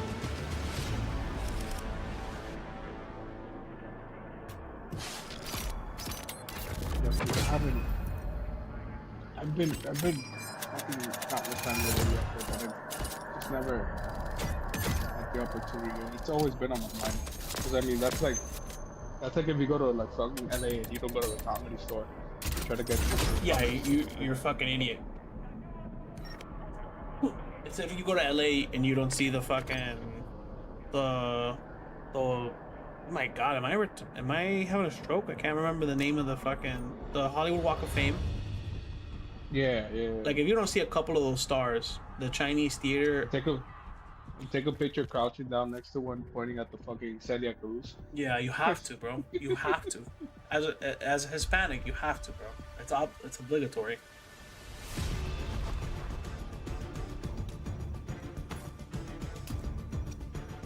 I haven't been watching the fucking game at all. Me neither have I. If being honest with you, You're talking shit. I'm not doing too bad, but I just have not been paying attention. What do I want to run? I'm gonna run this AK. I remember back in when we used to play Call of Duty, we used to focus so much and get so much importance to these protesters, KDR, and the leader. Bro, that used to be how you would fucking diss people, bro. Bro, just shut the fuck up. What's your KDR, bro? What's your KD, bro? What's your fucking KD? Shut the fuck up, bro. You suck.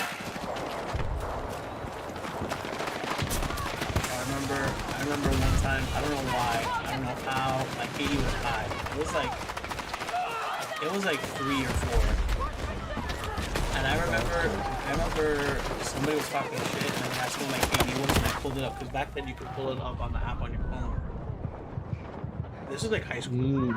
And they were like, damn bro, you don't get no bitches? And I was like, bro, which is it? Do you want me to have a good KD or do you want me to get bitches, bro? Because it can't be both.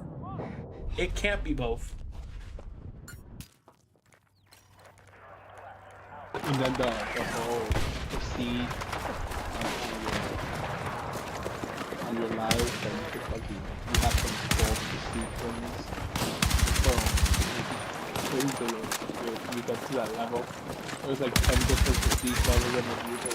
Each of them had like 55. Yeah. I was like, what the fuck? Fíjate lo viejo que estamos. That now for you to prestige, it's like every level is like 500 levels. Damn. Yeah, bro. They really drag that shit out. They really drag that shit out. I've popped on Call of Duty lobbies and it's like level 470 y pico algo. And I'm like, bro, people call me no life because I was like second prestige, level 55. There's no way you get this. There's no way you get this. Bro. You're level 500 algo. No. Imposible. But you don't know what a woman looks like. No, and then the whole shit about having mod controllers. Oh my god. Now, by the way, that became such a big thing and it became so pervasive. They straight up just sell modded controllers. Like, you straight up just have modded controllers. That's just a thing now. I remember back then you had to like rig that shit in your house. You had to know a guy who could fucking come to your house with a Dremel and some shit to melt the plastic. It looks like a being, and you're fucking. It looks like you're putting together a small bomb. Yeah, bro, this is fucking crazy. Bro, I would kill to get one of those old school Xbox controllers, bro. Yeah. Those things were the best. They don't make them like that anymore. Modern Xbox controllers. If I let you hold a modern Xbox controller, you'd be like, "Es una mierda." Yeah, that's why I always liked Xbox because it felt sturdy, bro. It felt sturdy. It felt good in the hand. Much more comfortable. Yeah, bro, the ergonomics were perfect. The thing is now, the controller's so light, it still has the same design, but the controller's so light, it feels weird. I don't know how to explain it, bro. Like, it was something about the heft alone that, like, it lent to that. You know what I mean? Yeah, they were heavy, yeah. It's crazy, bro.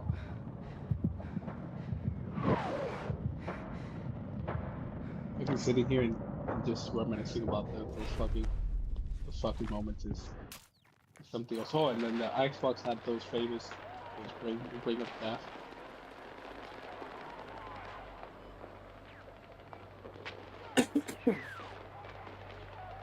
I remember my Xbox ended up having that bring up that shit and had to Bro, send I remember that shit happened to me and I had to send it to Microsoft. So a fucking pain in the ass.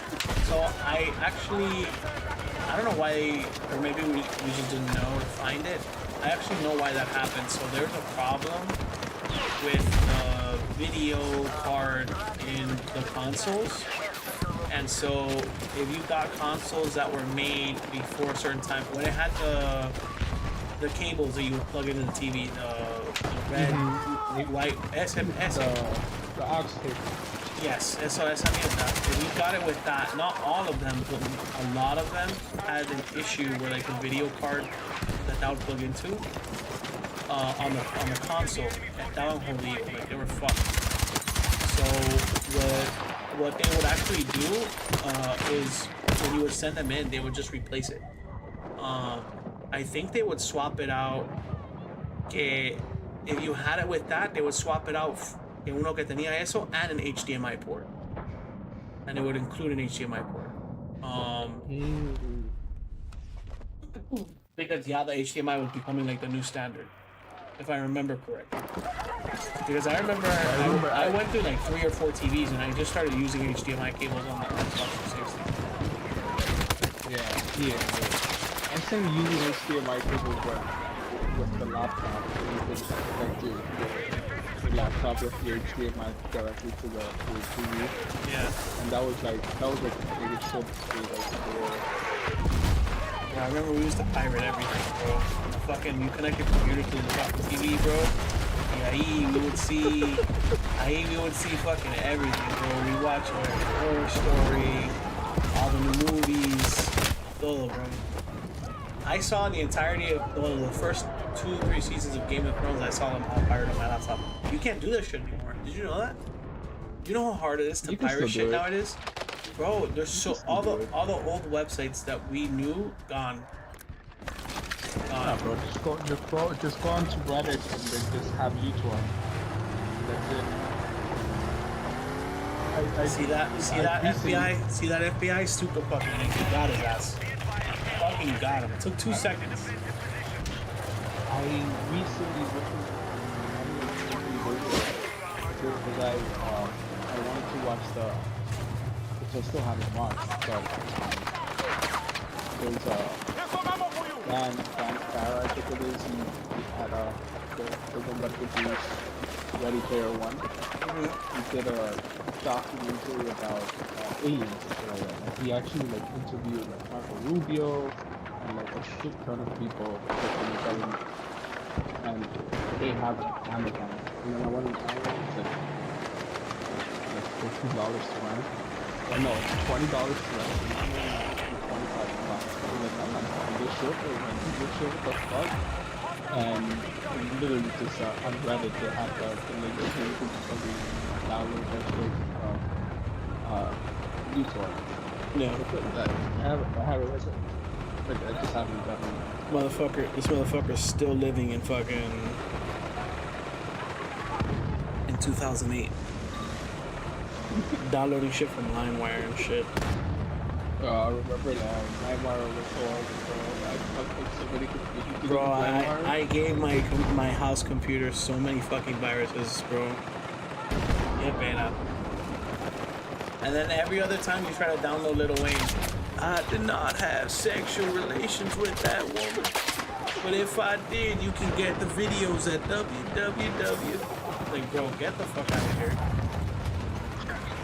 It was so bad. That's when that peer-to-peer shit started. I just want to get a milli, bro. Like, why can I not get the song a milli? Oh my god, you remember the million and one different versions of fucking MP3 players that everybody had?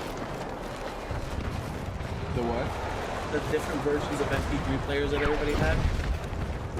Oh yeah. Like, some people had the iPods, some people had... I always had those, like, cheap ones that were, like, USB sticks. But those were so fucking good. And then I also had and then your headphones, you have to do that shit where you wrap them around. Because for some reason, they would just, like, stop working. But you just, like, wrap it around your MP3 player, like, 3-4 times, and then it would start working. I remember the first iPod was the one with the actual trackpad, like the up down, and like the big fat one. That little. No, I didn't have the big fat one. I had the smaller one. It was a little smaller, skinnier one. I never had that big fat one. That one I had. I miss those days, bro. I used to have, I don't know why the fuck. Where was only music that you had? You had to have like your stuff from there. You had your phone, and then you had your music. And, back in the days, bro. If you had like an MP3 player or something, or if you even had the CD player. I remember I had a CD player. And you tell this fucking bus and bus hit botch or something like that, fucking skip like 30 seconds of your oh my god, but in the car if you wanted to connect it. CD player, yeah. It was with that cassette player. I had the cable. The aux, and then, yep. Fucking crazy, bro. You guys don't know about that shit, bro. They're all spoiled with Bluetooth now. I remember when Bluetooth first came out on the phone thing. I used to use it a lot too. Their ringtones. Remember ringtones? Yes, bro. I remember ringtones. I remember Twinkie, bro. I remember Twinkie in middle school would fucking download them and pass them to everybody. And Papa Roach cut my life into pieces. That was like everyone's fucking bop, bro. That was the song everybody wanted.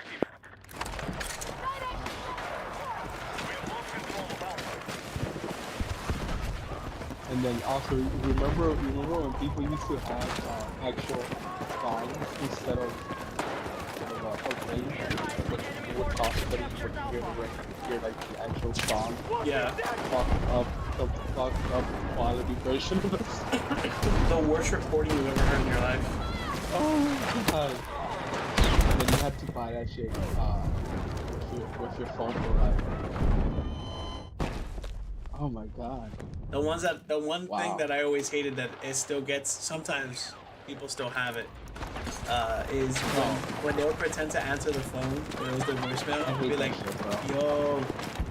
yo. It's like, bro, can you not fucking hear me? Yo, bro, I can't come to the phone, but it leave it. Bro, that shit used to piss me the fuck off. And you go to the Royal North for like, Oye, este fucking teléfono es una mierda, se me rompió otra vez. Bro. Oh, and then texting with the numbers. Bro, I remember people were so fucking skilled with Yo, I used to be able to text quick with them bitches, bruh. I used to be able to text quick with that. But the people that had that would suggest the word, like you would start typing, I forgot what that was called.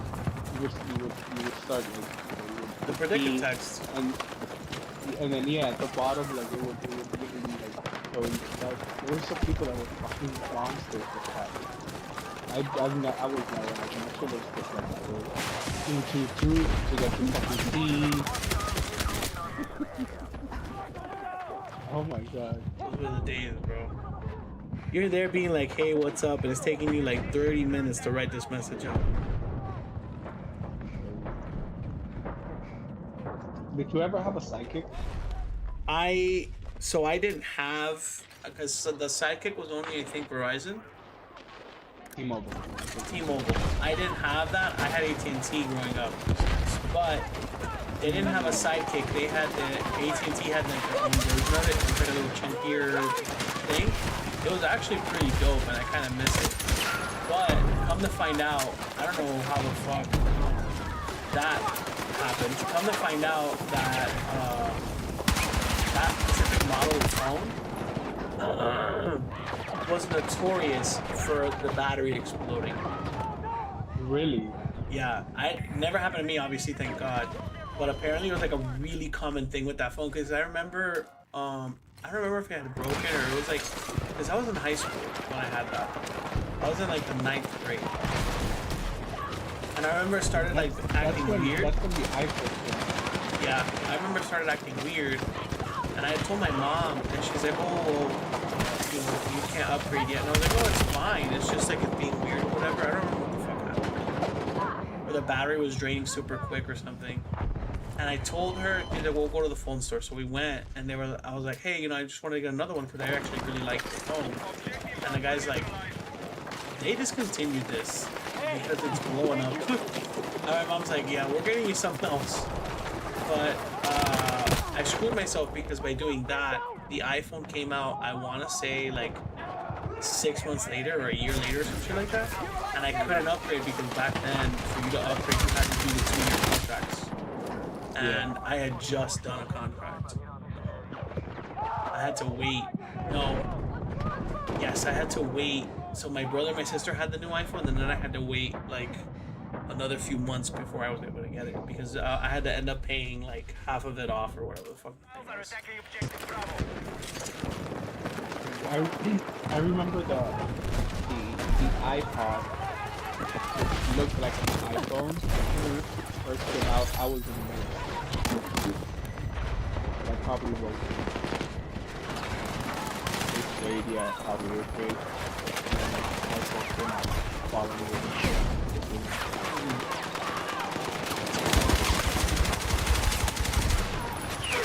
But no, I grew up on Nokia. We never had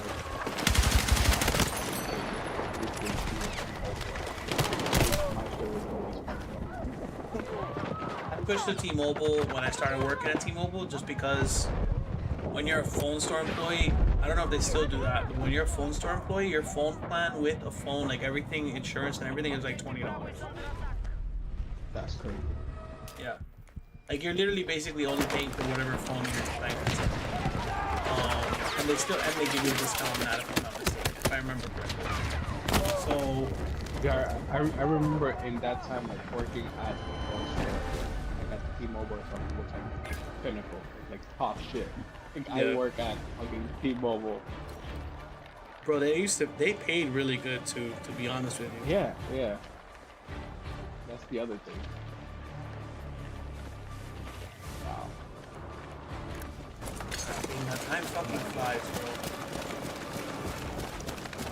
Yeah, no, my first job was at fucking supermarket. No, my first job was Walgreens. It's so fun when I being I hated that shit. Oh shit, I remember, yeah, I remember when your fucking entire family used to work at Walgreens. Bro, and we owned like half of that company. Because like everybody we knew we got jobs at fucking Walgreens. That's crazy. Put food on the table though. Put food on the table, gas in the tank, and that shit had me in the strip club, so you know what, I can't complain. The fuck I hated that job. Your mom, like, what was your mom was, My mom was a store manager.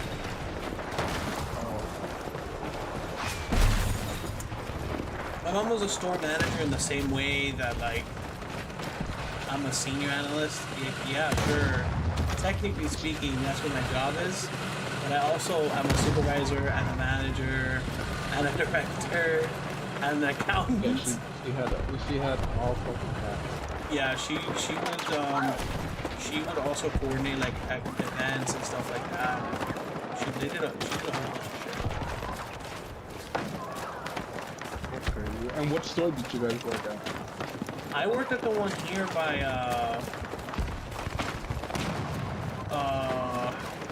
try not to give myself away.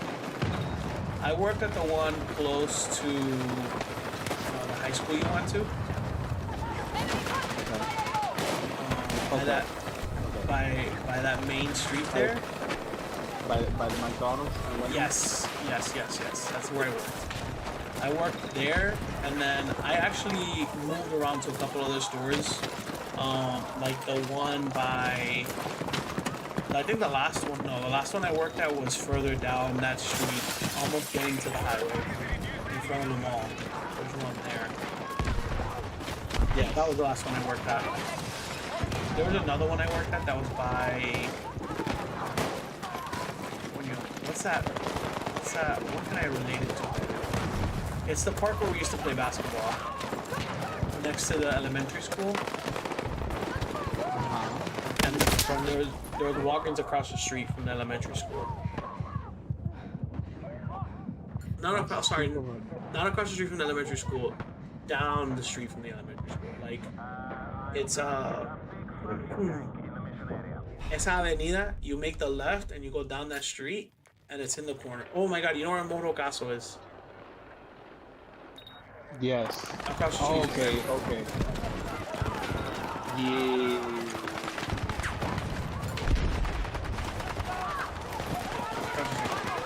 That was the second store I worked at. What? I met a bit of danger there, if you know who that is. Of course. You're there? How could I not? How could I not? It's one of our people. That's my Bro, go-to. Bro, I kid you. You know what's the funniest thing is that I literally would talk about her so much when I was that age. And then I'm there checking, like I'm checking this person out at the register, and I didn't even my brain wasn't registering it. I was just like, hey, I'm sorry, this register's closed, but if you want, I'll push you to the front of the line, at the front. And she was like, okay, thank you. And I was, no, she goes, okay. So she goes to walk away, and like she leaves, right? So she goes to walk towards the front, and then I'm finishing up counting the register, and as I'm there, I'm thinking, oh, who is that? I'm like, there's no way, bro. There's no way, bro. So I'm like, that's crazy. So I tell my manager, I'm like, oh, I think that's an adult celebrity. She's like, is she in a show? And I'm like, of sorts. And she goes, well, what show is she in? And I go, think of it more like movies. And she's like, oh, what movie is she in? And I go, of sorts. And then she's like, what? And I basically just tell my manager, like, well, fucking, I think that's a porn star. She's like, oh my god, really? And I'm like geeking out, bro. And I go, and she had left her keys on the counter. So I go to the front, and I'm like, hey, you left this, near the register. And I finished ringing her out, and when I gave her the keys, she grabs it from my hand, bro. But she like grabs my wrist, and she like rubs my hand, and she's like, she goes, thank you. And I was like, oh hell yeah, bro. Yo, I need to go to the bathroom for the rest of my shift. I'll be going to the bathroom for the rest of my shift. I'm never washing this hand again. And to this day, I never washed that hand. Bro, honestly, like for real, that was crazy. She was on the phone with her mom. She was like on FaceTime. She probably just finished doing that scene on the bag bus and shit. I think she was already retired at the time. Yeah? Yeah, because by that time, she retired early. Because I think the last video of her came out. I want to say like the last actual video of her came out, and it was maybe like 2009, 2010. She won an award in 2011, but she didn't actually do a video that year. Yeah, that's crazy. I'm just a big fan of her work, so obviously I keep up with all the details. She won Latin Actress of the Year for like a year or two after, even after she stopped doing it.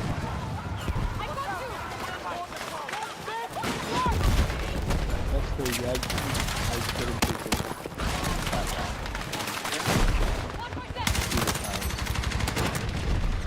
So the video is just there.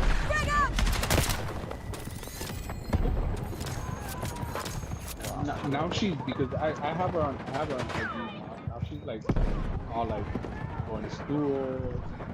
All those girls went to school, and a bunch of them.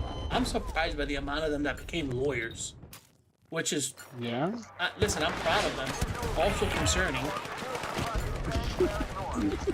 Like, I don't want to get picked up by the feds, and then I pull up, and it's a fucking Bella Danger's, my fucking lawyer, or I'm trying to think of another fucking porn star name.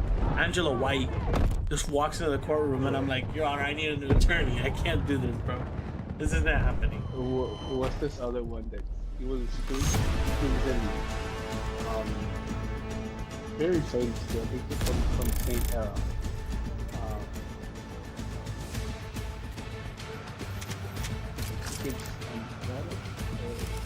Veronica something, Valentino, some shit like that. Gina Valentina? Yeah. Fun fact, she went to one of my house parties. You did? Yeah. Oh, why didn't you invite me to that one? I invited you guys to all of my house parties. You guys never came. And how did she get there? Bro, I think it was like a couple house parties in that it kind of got out of hand. So my house low-key kind of became the spot to go to, which I didn't like. Yeah, to be honest. I remember, yeah. I did not like that. But I remember it was one of those bigger parties, not one of the really big ones. It wasn't the Project X Halloween party, and it wasn't the following bigger Project X Halloween party. It was just like not a small thing, but compared to those things, it was small. There was maybe 30 people in my backyard, which is a lot, but it was not as much as like what would come next. But it was one of those parties, and she wasn't there long. The only reason I remember that is because I remember somebody saying something about her being there. Not like it was a problem or something, they just brought it up. Because at the time, I think she had just started getting into porn, but she was still like a girl that went to school with some people or whatever the fuck. And it was, I was like, okay, cool. But you know how kids are, bro. Like, oh my god, I think that's a girl that has porn and shit. And I was like, yeah. there's also drug users here, bro. Like, I don't know, what you're telling me is kind of irrelevant. Like, if you say the wrong thing to the wrong person, you're probably not gonna go home tonight. Like, I don't know what to tell you. Your house party. Well, I don't take that over that. Those big ones. Probably, I remember when, I think when it first started, we started having the house parties. Yeah. I think it was a Halloween that I showed up with a fucking Hawaii back then, my shirt. But yeah, I just didn't go with it.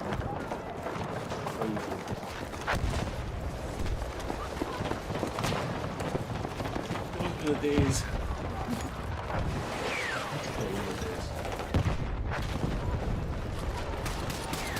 And everybody in the house is super cool about it.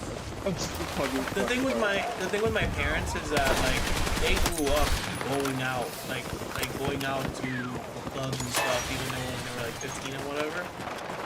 And because I guess they lost a lot of friends that were like drug driving and doing drugs and stuff, they always told me, my mom always told me, because I would always, whenever something would break, like everybody would obviously like pitch in to fix things or be super apologetic, and I obviously would feel bad because if we broke stuff in my house, like that's my mom's stuff, you know?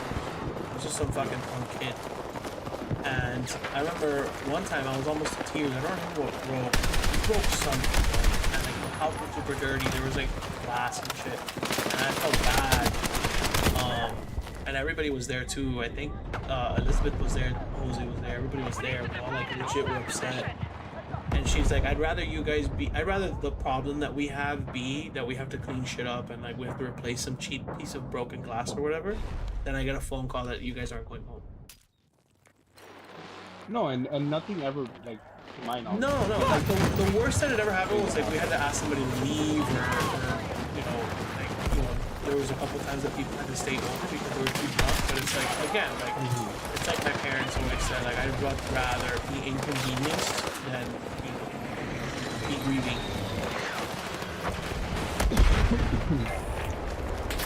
Something I will always... George. Yeah. George was probably...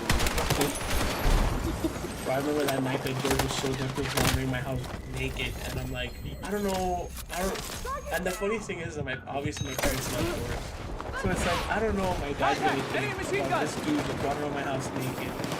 Because on one hand, like, we kind of see him as like an older son, and on the other hand, like, he's also a dude that's naked, walking around the house, like a fucking dementia patient. That George got so fun. Like, it was like a movie type. Contact! Hostile group sighted! I remember Claudia, his mom was like so emotional that like he stayed at the house and like took care of him. I'm not gonna kick him out of the house, bro. Where you be?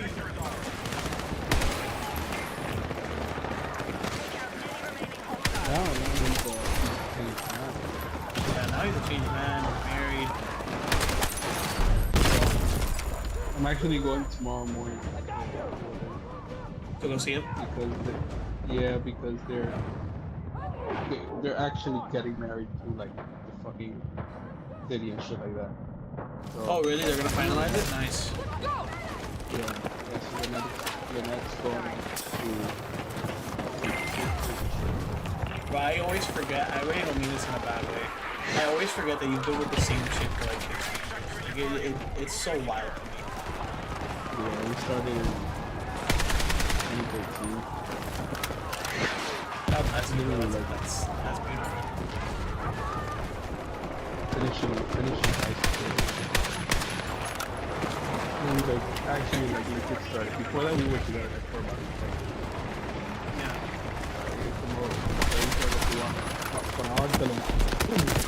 for about a year. But we really started like. That's awesome.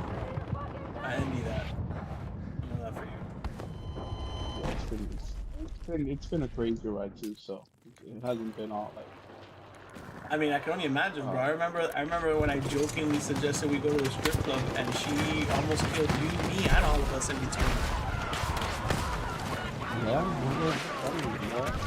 You don't remember that? That was when we were at what's that place called? Regatta Grove. I was pretty fucked up. Bro, that's yeah, you were. Bro, Pretty fucked up. Bro. that was when I gave this girl that water bottle, and then this Julian goes, bro, so what are we doing after?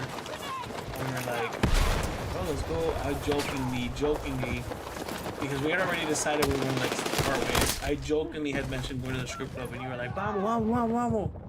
That girl appeared out of nowhere. Then that appeared out of fuck. When I say she appeared out of nowhere, it was literally just you, me, Julian, and like 2 other people. And literally, she appeared out of nowhere and goes, ¿A dónde vamos? ¿A dónde tú crees que tú vas? And I was like, yo. And you, bro, you got quiet so quick. And you go, ¿Cómo que tú me vas a decir a mí? And she goes, no me hables para atrás, para que tú no sepas, bro. And I was like, yo, this little girl is really putting the playing, bro. That's fucking crazy. But honestly, I love that for you. Porque tú te cagaste bien rápido, bro. You shut the fuck up, lickety split. And then you look at me, you're like, I can't move. I was like, nah, you're chilling, dog. You're chilling. Bro, that was so cool.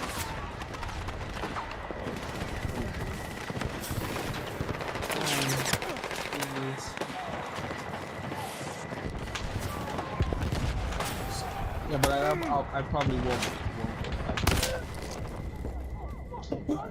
Bro, I can't wait to leave Miami, bro. I can't wait to get the fuck out of here. No, but like to visit, like I did. What was it? Stay sharp. You came here like 2-3 times this year. You came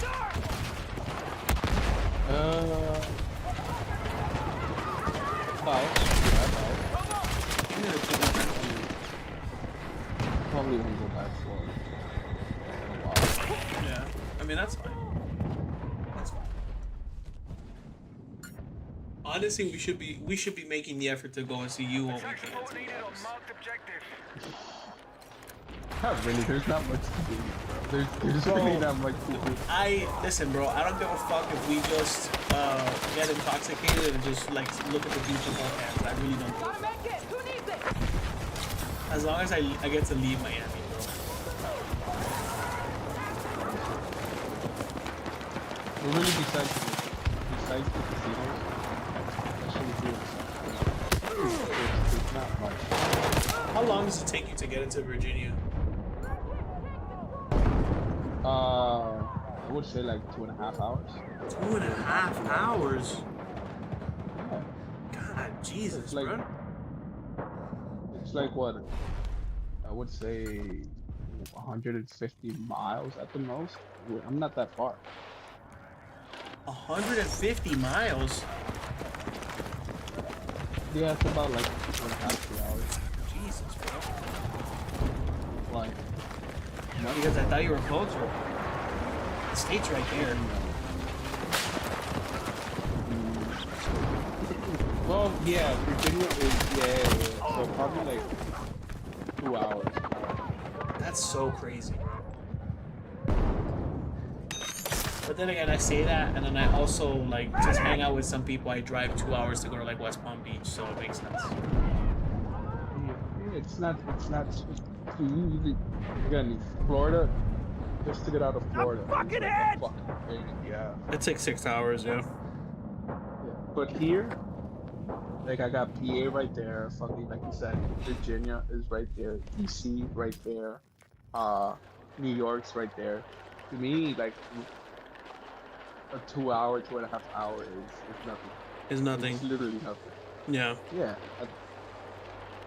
I get it. From that perspective, it's really around the corner, basically. Yeah. Yeah. No, and especially down during South Carolina. Like down in Miami, it's just an hour drive. An hour drive is like It's literally to go from my house to McDonald's. yeah, Traffic. because of all the traffic. Yeah. Now he's like up here, an hour drive from South Boston. You're fucking going places, yeah. It's an hour drive. Guys would have gone to New York too. There's the times that I wake up like 12, I head out, do whatever it is that I do, and then I head back that same day. And that's I say that as a person who's driven to my farm and then drove back home. Yeah, and your farm is fucking where? In Montura and shit like that? In northern Florida, like right on the Florida-Georgia border. You're gonna make it! Hold on! It's literally so if I wanna go to a nice restaurant, it's literally less time for me to go to a nice restaurant in Georgia than it is for me to go to another, like the next closest town in Florida that has nice restaurants.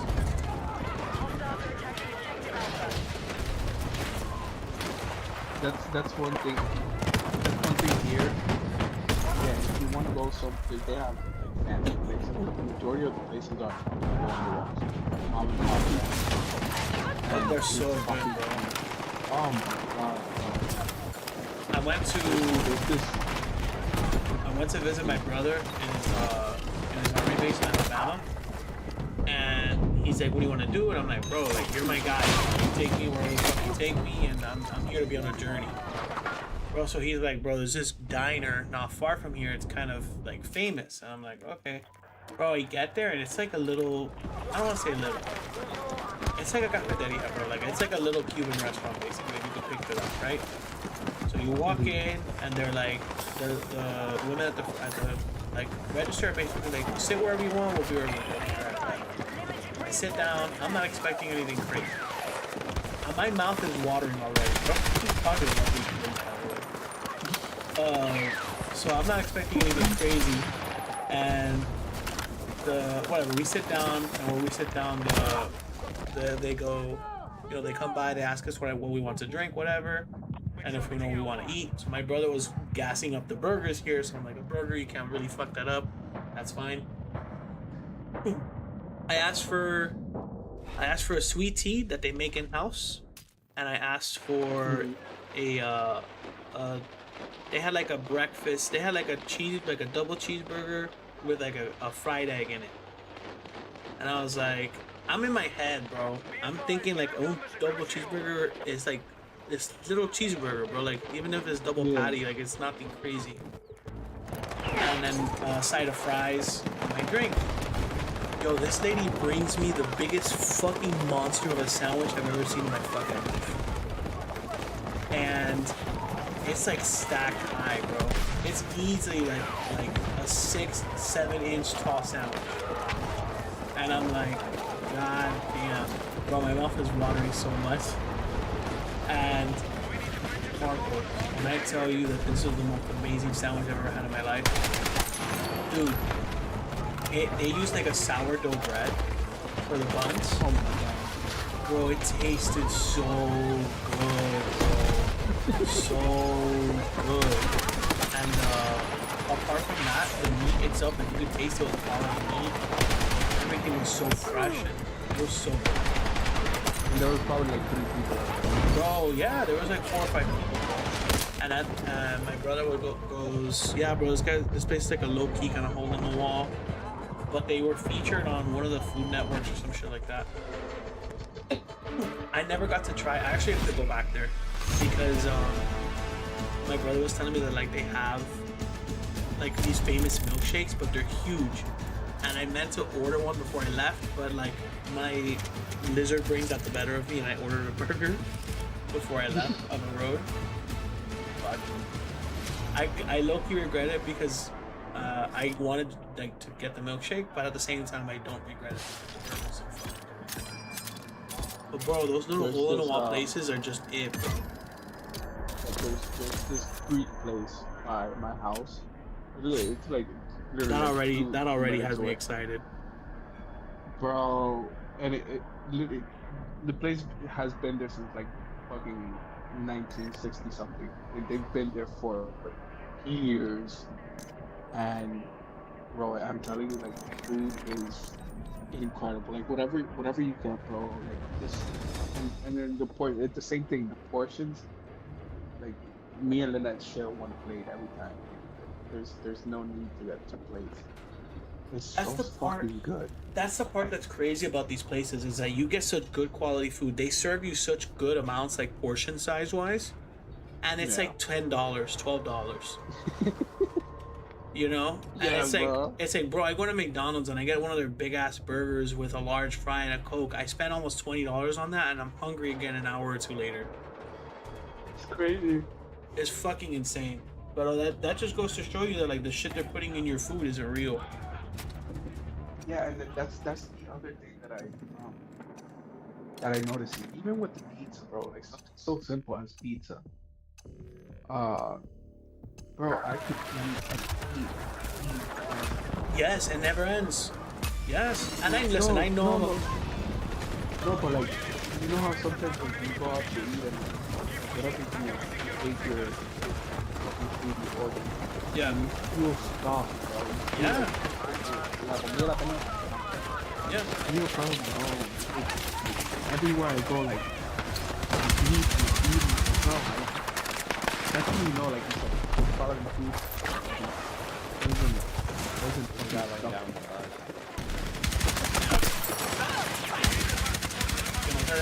like you don't feel sick. Yeah, bro, pizza was down there, like, besides fucking Pizza Hut and Domino's and shit like that, Papa John. Like, you would get pizza from the place that would fucking see them at matando. Yeah, it fucks you up. You feel sick, you feel gross. But here, bro, they have Sicilian pies. You know what that is? No. Sicilian pizza. It's fat dough. Like it goes una pizza cubana, like pizza, but it's very similar. Like, it has a lot of dough.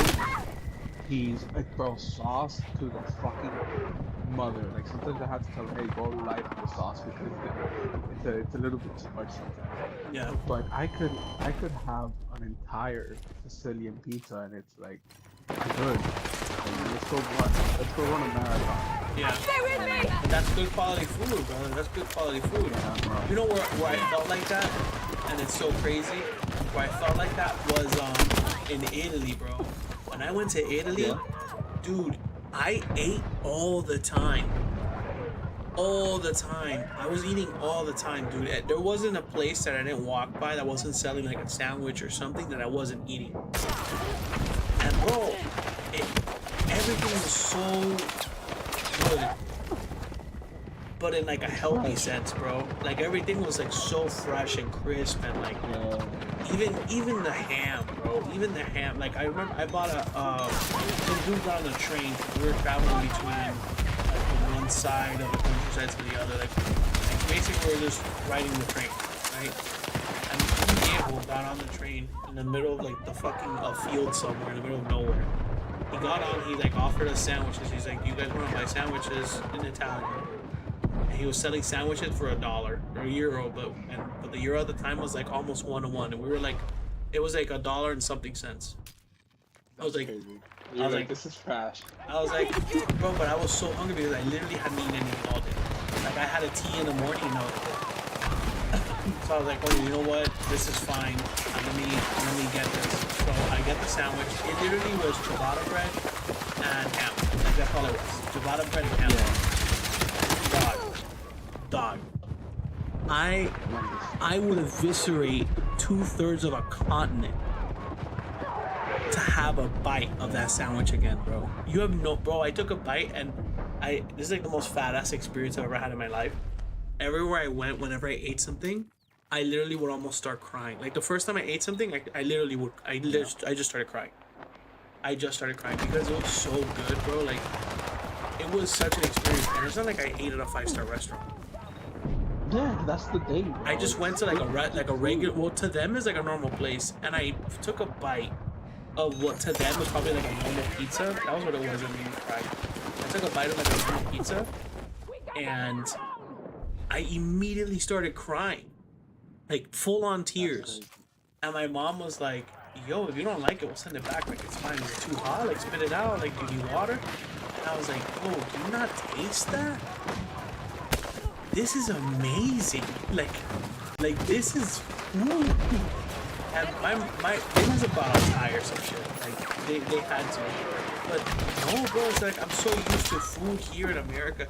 And when I came back, it was really hard, and I could still kind of taste it, because especially that I travel more often now. but you can taste it. There's like I don't want to say like a chemically taste, but like there's something that lingers when you're eating it, and it's like artificial. Yeah. Like your body knows this shit isn't real. It happened. It used to happen to me all the time. Like, we would go out to eat, and even like really good restaurants and shit like that.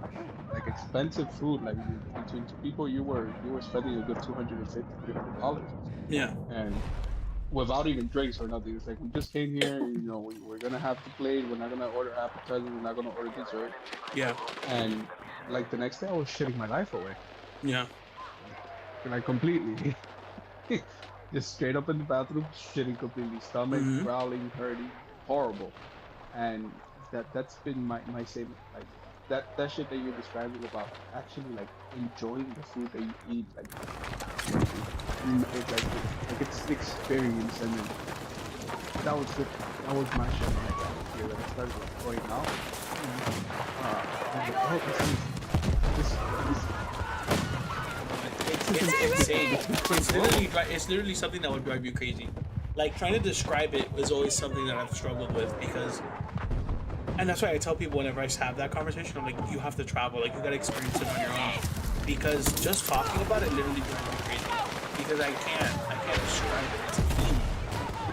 It's a feeling. That's what you say. It's those little holes in the walls, those little places that you can go that surprise you. Bro, this shit is insane. Bro, we went to, where were we? We were in Siena.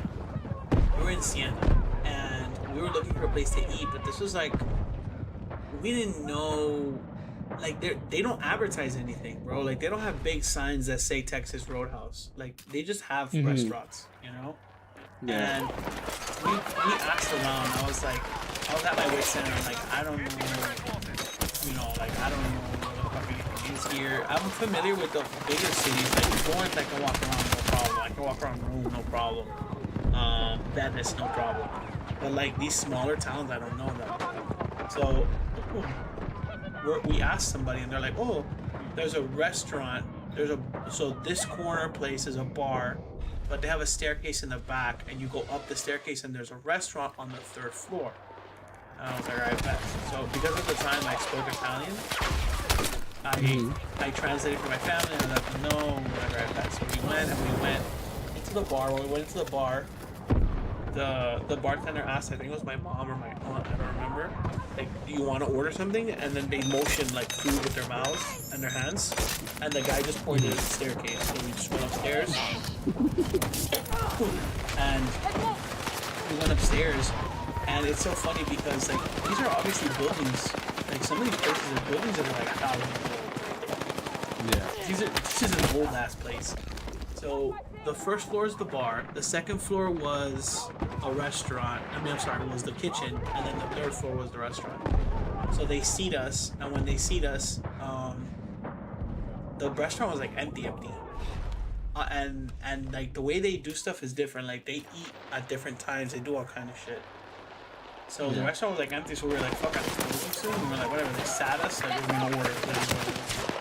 So we order, and like the waiter sees that like my family's ordering through me because I speak Italian poorly, might I add. And I'm like roughly translating for them about what they want, and like they're telling me like they don't want this or they want this. They want to know if they can substitute that, and I have like a very entry level understanding of Italian, so I'm like struggling to translate. And the guy looks at me dead in the face, and he looks around the table, he goes, in an English accent, an American accent, he goes, "If you guys want, I can just speak English."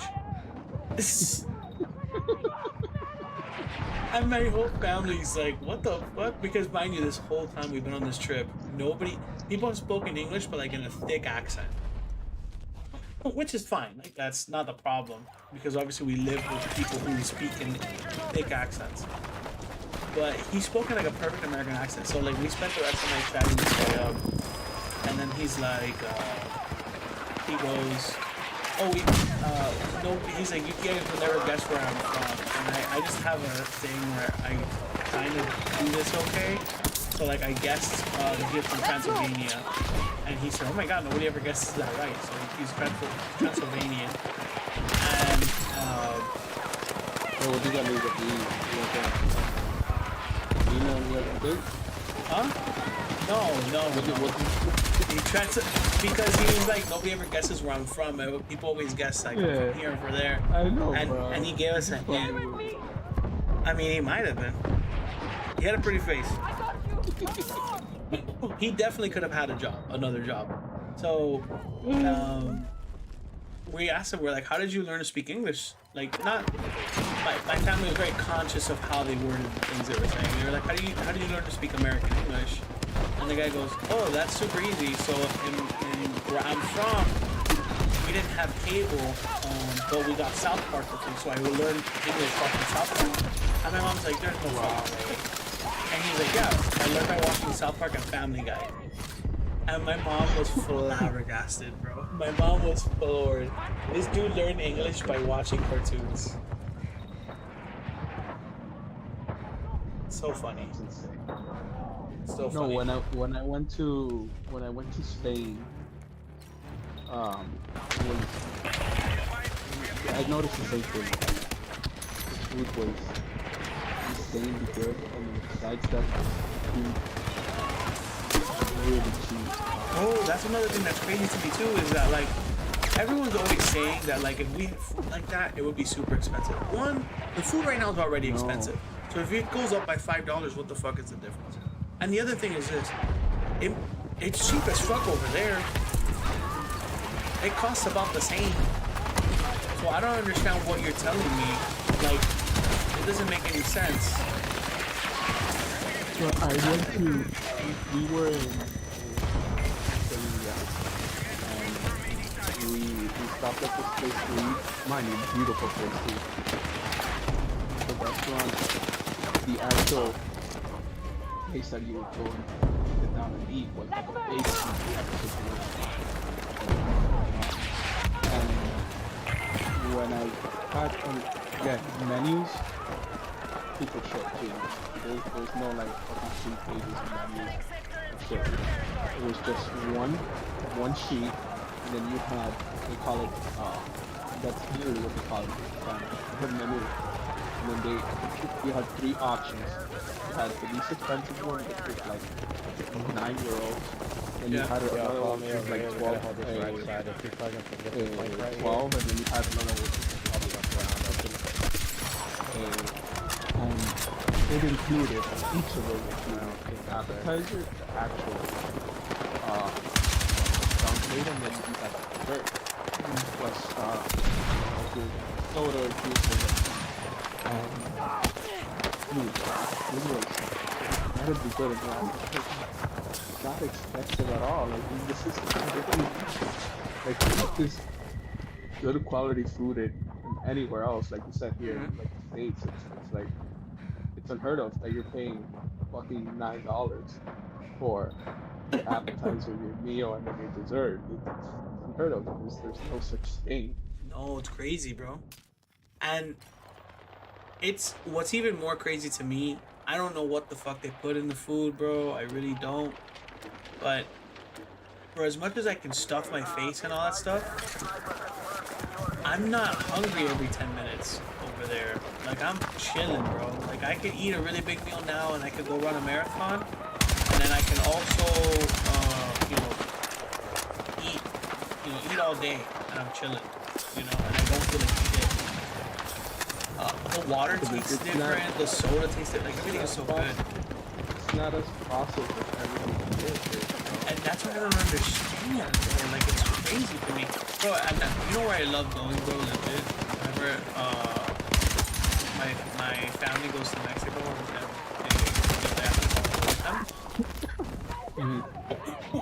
I go, bro, it's crazy to me. Granted, in the resort, it's expensive. Like, it was cheaper before, but now it's expensive. But even that, like, let's say 3 tacos. 3 tacos is like $12 or $13, right? And it used to be whatever cheaper. It used to be $5-8. But even those 3 tacos, like, I eat 2 of them. I'm chilling. Like, I take the other one to the hotel or whatever, and I'm fucking like ready to rock and roll. And I don't feel like I don't feel like I gotta eat more. Like I don't feel like I got stiff. The food's great quality. Like I can taste the ingredients. You know, and I can't even make. Granted, obviously, the food's being prepared by a chef. But like, foregoing that, it's really hard for me to get the food that even that I make at home to taste even close to whatever the fuck they. Even shit I buy at the grocery store. Like the same, you could put the same example that fucking that pasta that you would eat when you went to fucking when you went to Italy. Like, you could buy fucking flour, organic, whatever, all these fucking shit. All the fancy, expensive organic bullshit. Yeah, do the pasta homemade. Like actually, like have a pasta machine, put your pasta through it to make all the pasta, and actually do it at home. Not, it won't taste the same. No, never. It's never. It's crazy. Never. It's ridiculous. There's this pizza place that I go a lot here, which is mostly, you know, whenever I eat pizza, that's where I go get it. Like the guy, I asked him, because the same thing that I noticed, like I would stuff my face with pizza. Like I'll stuff my face with pizza and I don't feel full. And I was like, he's like, nah, I order my flour from Italy. Like, we get that shit. Our ingredients directly from over. I don't buy flour here in the States or any company that's here in the States. It's all the good shit's overseas. You know, I was fucking watching. This is my favorite thing in the fucking world. I was watching like this like documentary about it, and there's like, I don't know if it changed. This is a couple years ago, so for anybody that's still watching the stream for whatever reason, thank you. But for the documentary, they were talking about how there's only like one plant in America that makes full fat mozzarella cheese, and it's specifically for pizza. And it's specifically for certain pizza chains. Like, you can't order from there unless, like, you get put on a special list. And I'm like, what the fuck kind of stupid exclusive VIP bullshit is this? Like, what do you mean I gotta be on a special list if I want to open up like a good pizza place? And that's why a lot of like pizza places order their shit, basically imported, because like all the cheese is being used up by like Papa John's or whatever. That's I mean, you buy pizza from Papa John's pizza. You have two slices or Yeah. Then I will ask you. Oh, it's horrible. I haven't had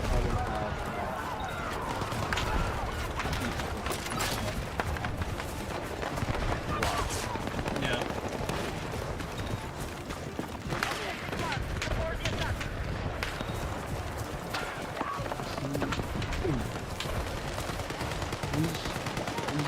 Who's been watching this shit? I'm looking at this. There's really nobody. It depends. Sometimes I haven't been live in like 2 weeks, so probably have to like boost my algorithm again because I was sick. Like I still tried to stream while I was sick, and I really shouldn't have. I should have taken a week off, but I didn't want to for this reason that now.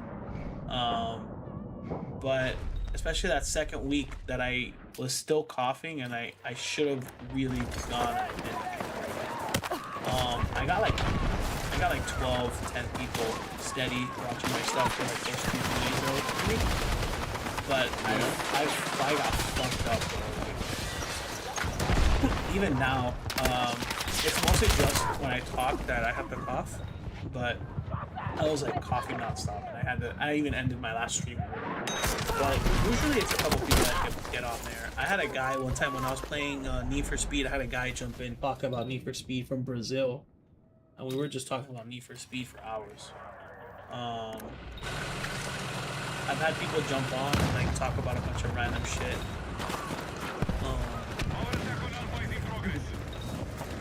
It really depends, but I guess just because my algorithm's slow, I'm almost like nobody that follows me on Instagram actually goes to look at the stream. Julian comes in here every now and again. Yeah? Yeah. If he has time, he comes in. Usually, if I start the stream early enough, he'll jump in and, you know, usually bullshit, you know, calling me cutie and all that stuff.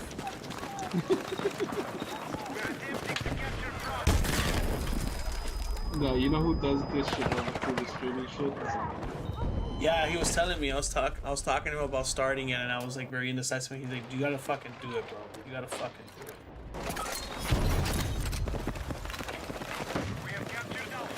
And then he awesome. He said he'll get on TikTok.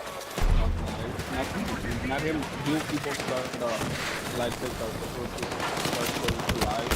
Yeah. And then actually like join the live for the people and just start kind of sit there. Like, Yeah. bro, you have to go for That's what my mom does. Thank you. Yeah, that's what my mom does. She built up a bit of a community. She has like a couple people that like buy merchandise. Not buy her merchandise, but like she has a TikTok shop, and like people use her link. Yeah, people use her link, and they bought a couple things. She just got paid. I owe you one. Get down.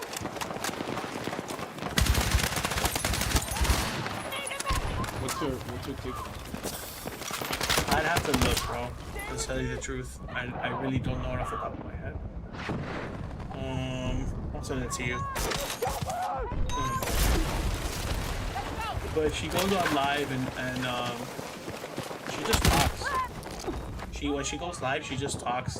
People just join in the chat. I knew you had my back. Sometimes she'll pop in to like her like friends. She'll pop in on her friends' lives and be like, "Hey, how are you doing?" You know, whatever, and throw gifts around and stuff like that. Wow, that's crazy. Mm-hmm. Didn't expect that mom to be. Oh, my mom's a super egomaniac, bro. Anything that can have people telling her that she's pretty and giving her money to listen to her talk. Oh, bro, she's there. She's fucking there. Oh my god. How's your grandma? She's good, bro. Thank God. Thank God.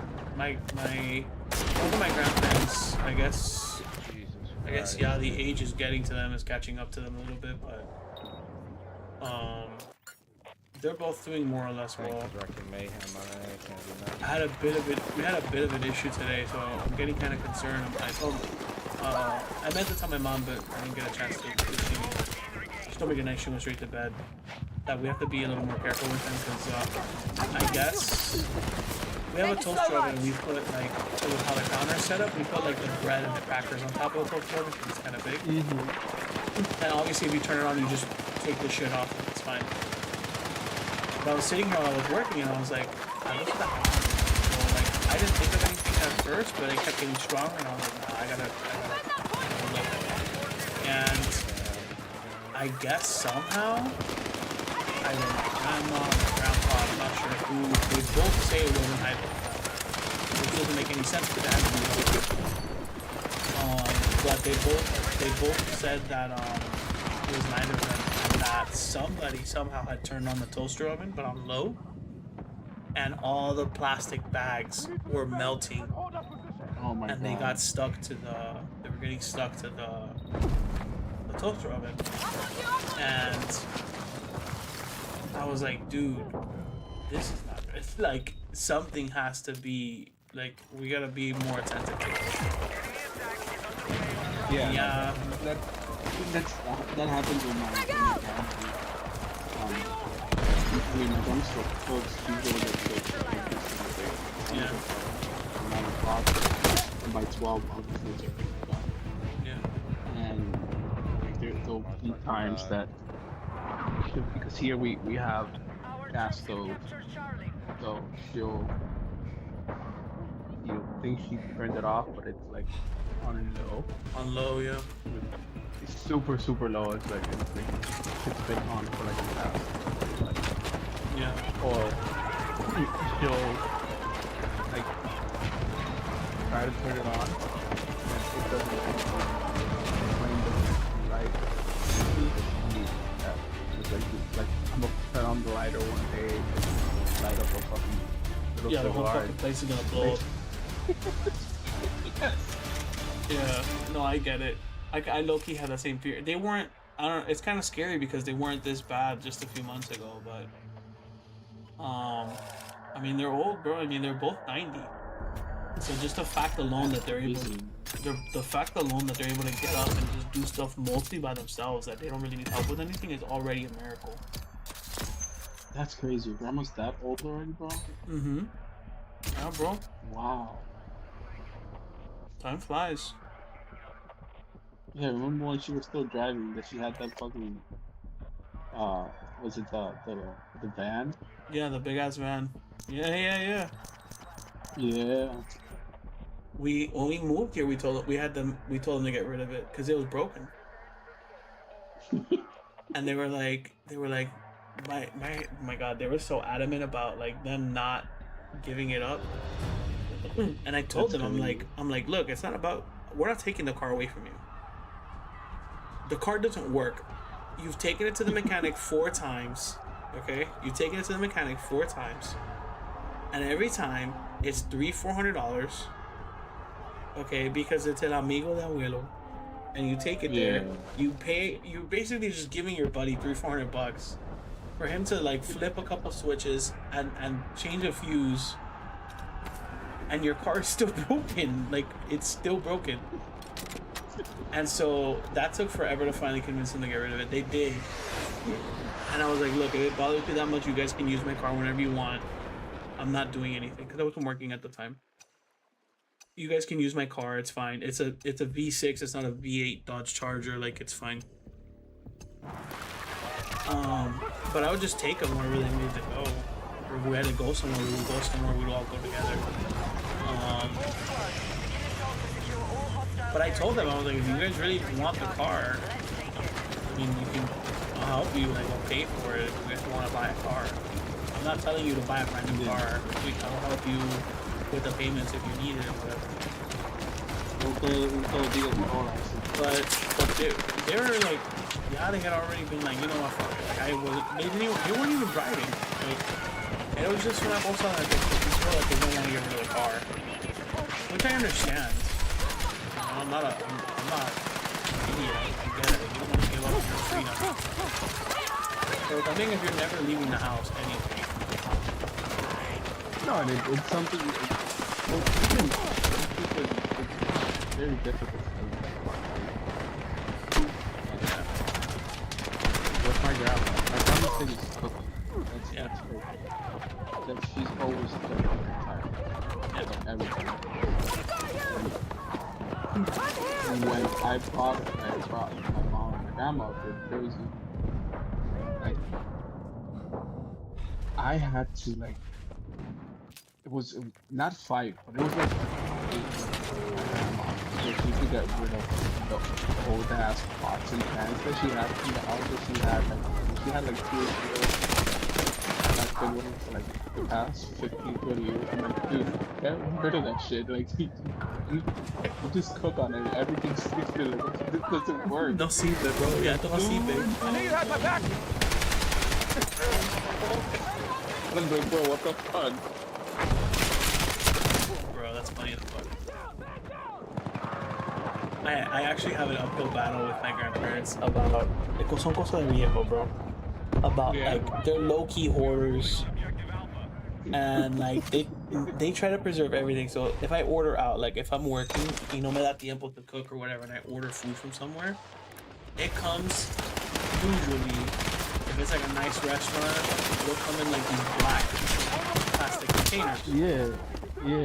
Bro, every time I order something like pasta or whatever, and it comes in one of those containers, my grandpa, Getting washed immediately. yes, they'll wash it and they'll put it away, and I'm like, what are you doing? And they'll be like, yo, this is good, and I'm like, we have a pantry full of like high-end, like, we literally have the top of the pantry is just fucking pozuelos, bro. Like, it's just a bunch of these little fucking plastic containers. And then they're like, yeah, bro, uno nunca sabe. Like, uno nunca sabe, ¿qué, bro? What don't you know? Do you need to buy you a book? You want a library card? I'm sorry. It's not gonna. This shit's not a currency, bro.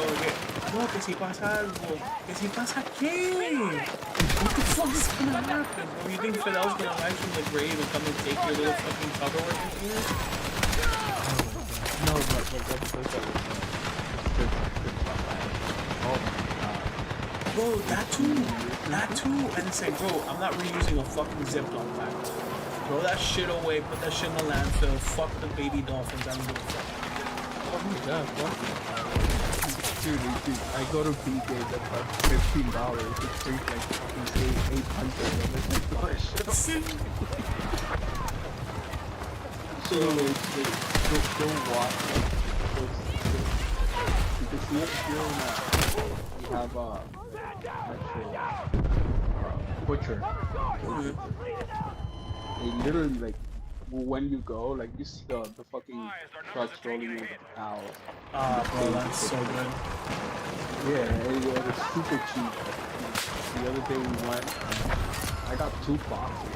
I got ribs, I got New York strip, I got mignon, I got I got like oxtail. We got an oxtail, bro. We got 2 boxes of meat. That's like, you know, I just go buy meat for like the entire month. And it was like $294. A steal. Inexpensive as fuck.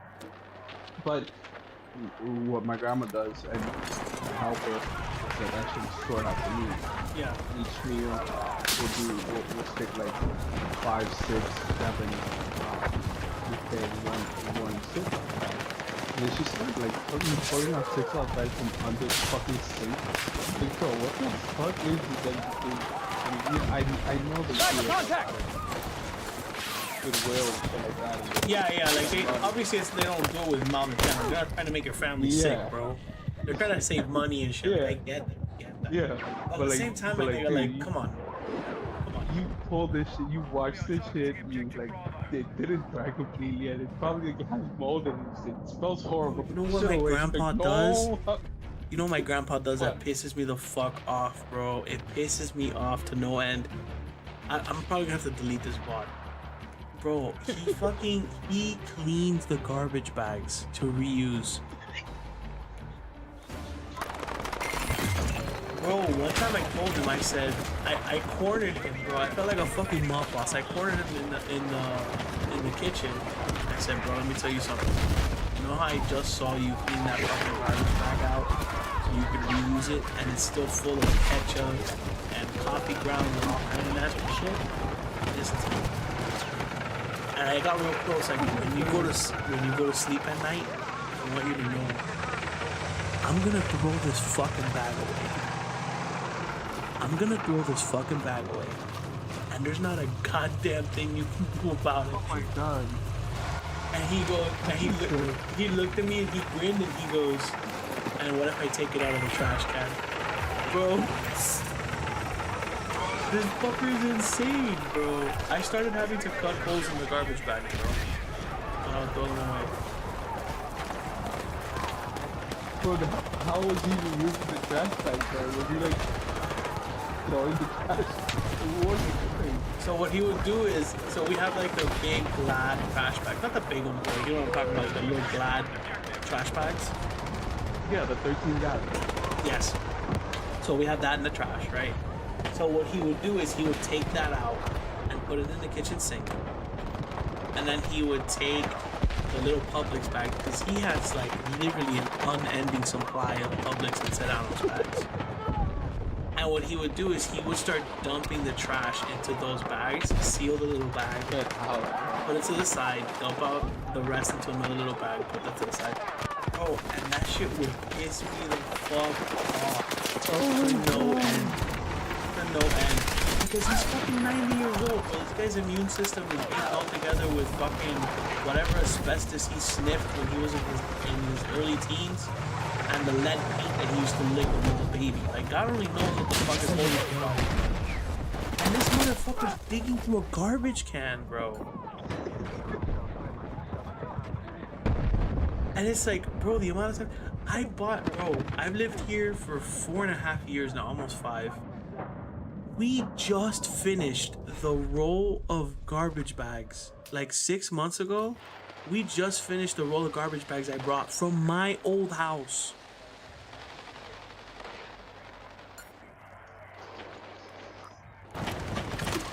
Imagínate de eso, bro. You know what it is? Because I didn't even think about it because I went to my mom like, wait. So I pointed it out to him and I thought about it and I go, bro, I haven't bought any trash bags. And I used to, bro, when I would go at the old house, we go through trash bags like a motherfucker. I was like, bro, I haven't bought una caja de trash bag in a while. And she goes, she stops and she looks at me for a second and she goes, you're right. You're right. We haven't bought trash bags in a while. So I remember I was like, well, you know, like me not thinking of it because I'm maybe thinking that I'm considered or what. So I'm used to my mom being like, oye, acabo esta mierda y tengo que, you know what I mean? Yeah. My grandparents and all these things now. So I was like, well, you know, I hate to think if there was someone in my abuelo and they just don't want to say anything. You know what I mean? So I was watching him pick up the garbage one night. And I saw him doing that, and I went to my mom and I go, yo, this dude is fucking siphoning through the garbage and redistributing it to reuse the same dirty ass trash bag. And my mom cornered him, and she's like, what the fuck are you doing? And he goes, no, it's that these are good trash bags. We don't want to waste them. And she's like, what do you mean waste them? They're trash bags. They're not their for to be thrown away. And he's like, you can at least use the same bag 3 or 4 times. My mom goes, absolutely fucking not. Absolutely fucking not. Bro. Oh my god. Bro, it's the fact that he still does it sometimes and I still have to go through his back and throw it back. Most nights it's fine. But there are days when I'm like, no. Yeah, no. My grandma, she would walk flip-flop bags like they were fucking clothes on a clothes hanger. No way, bro. No way. Like, what the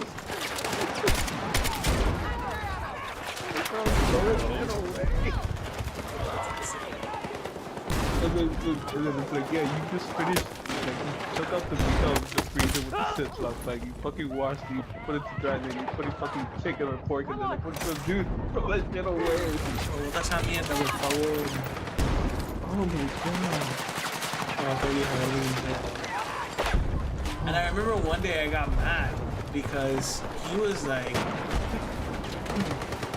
I don't remember what it was. I don't know what the fuck it was. He was like doing that shit with something. And I'm like, bro, just throw it away. And he goes, no, because we need to save it. And I'm like, save it for what, dog? He goes, bro, what if something happens tomorrow? I go, bro, if the Russians come tomorrow, what the fuck are you gonna do? You're gonna fight them at the front door because you wanna defend your pascualitos, bro? Si los rusos te quieren quitar esa cosa, te lo van a quitar. Like, she still does it.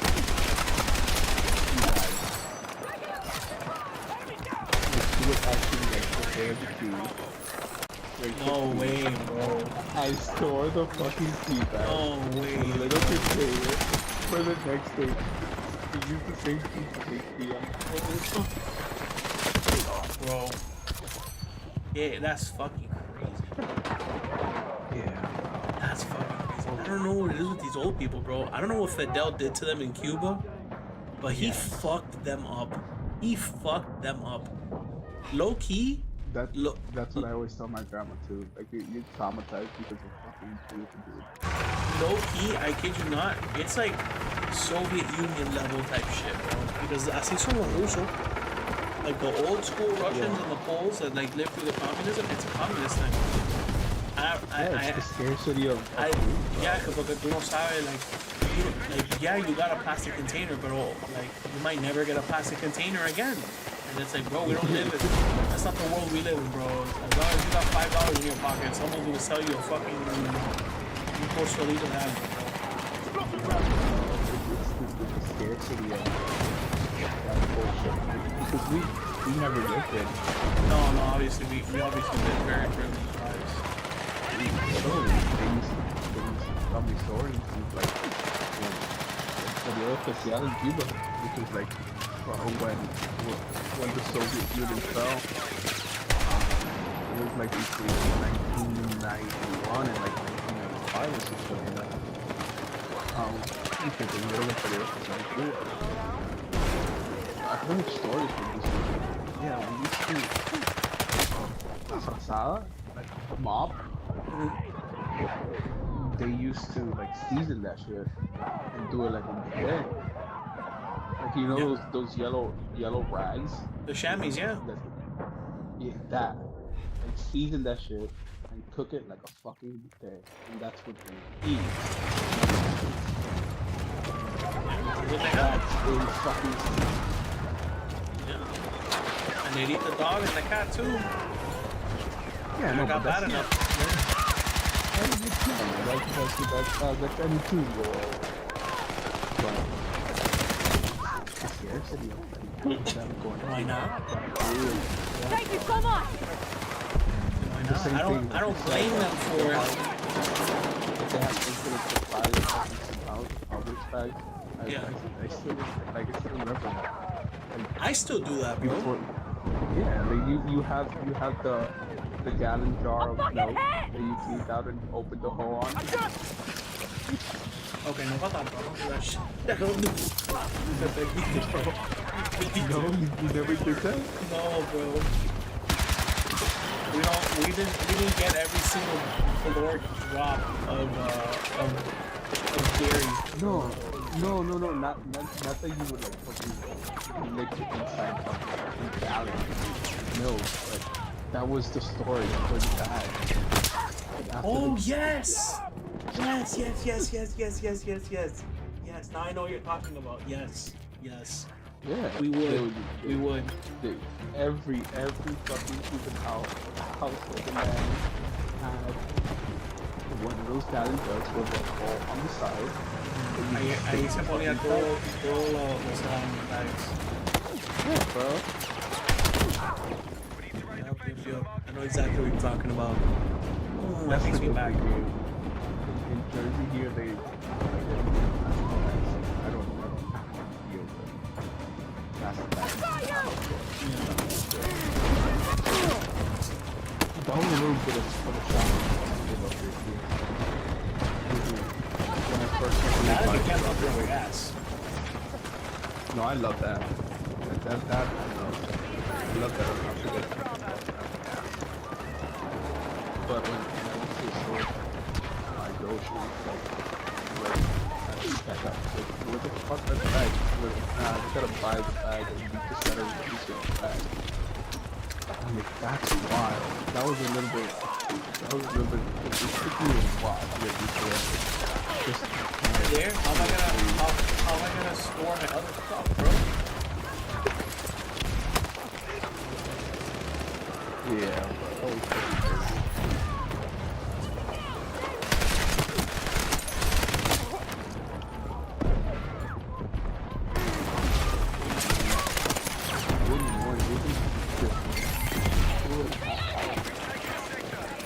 Me, actually.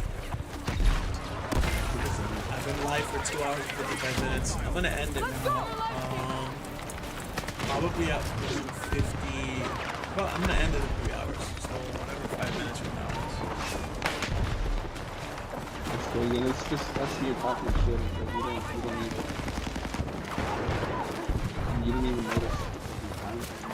No, that's why I like whenever I get the chance to play with a buddy or something, because there's sometimes that I'm playing, and don't get me wrong, like I love playing video games, obviously, but to like constantly be here talking to myself for hours on end, bro, it gets dragging. It gets to dragging.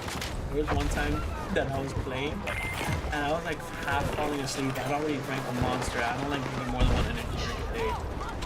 So I was like half falling asleep, and I'm like, I have to be like 4 hours in. Like I'm gonna cut it. Like that's it. Where I look, and I was like an hour in, not even. And I was like, oh My God. Oh, in the video you can really hear me going, oh my God, it's only been an hour. It's only been an hour. Ay, pinga.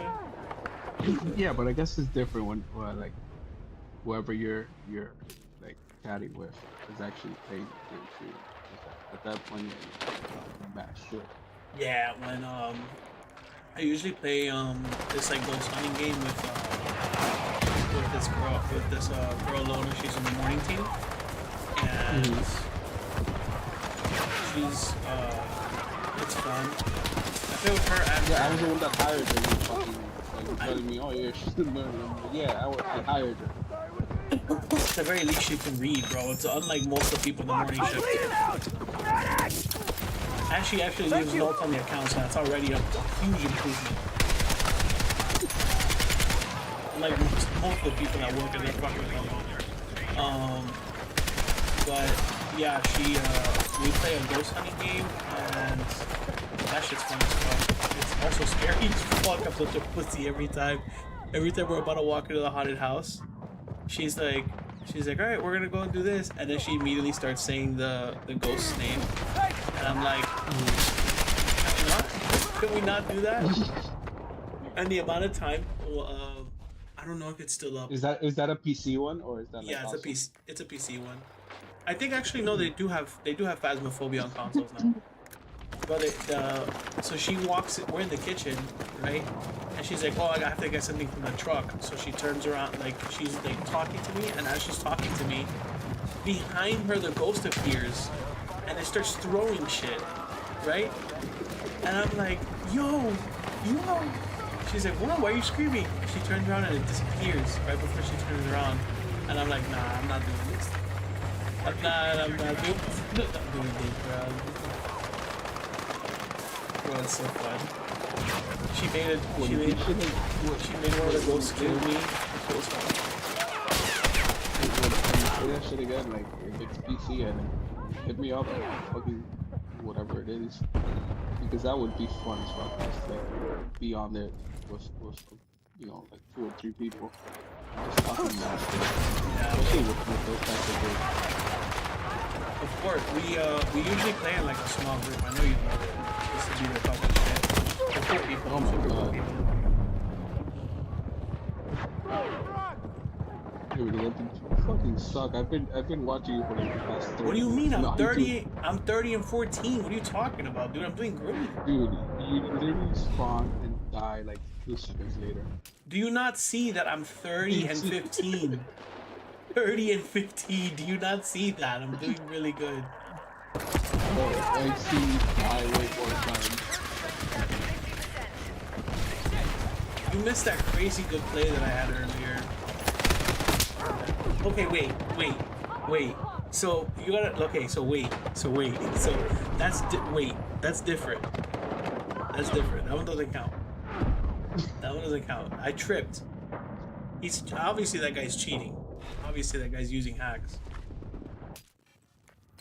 There you see, you died again. Did you spawn like what 10 seconds ago?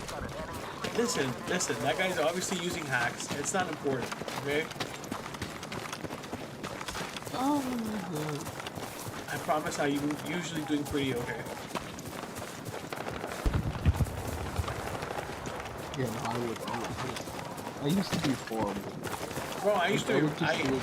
I shit you not. I hate saying it because I know it makes me feel gross when I talk about myself.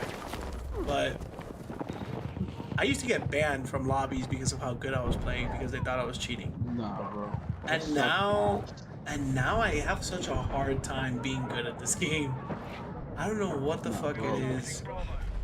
I was never good at video games. I sucked ass. Look at that. You just started again. I could have gone pro. I could have gone pro, dude. Bro, I was horrible. Horrible. I still hold that over my parents' heads. I could have gone pro. But my parents, when I saw that randomly on a Tuesday night, and I decided to join a qualifying match for like a professional organization or something, and they're like, "Oh, we all gotta have a family dinner tonight." Bro, I haven't had a family dinner with you in 15 years. Esta noche, en la noche. They feel and we all have to come together as a family and pray or something. What the fuck is wrong?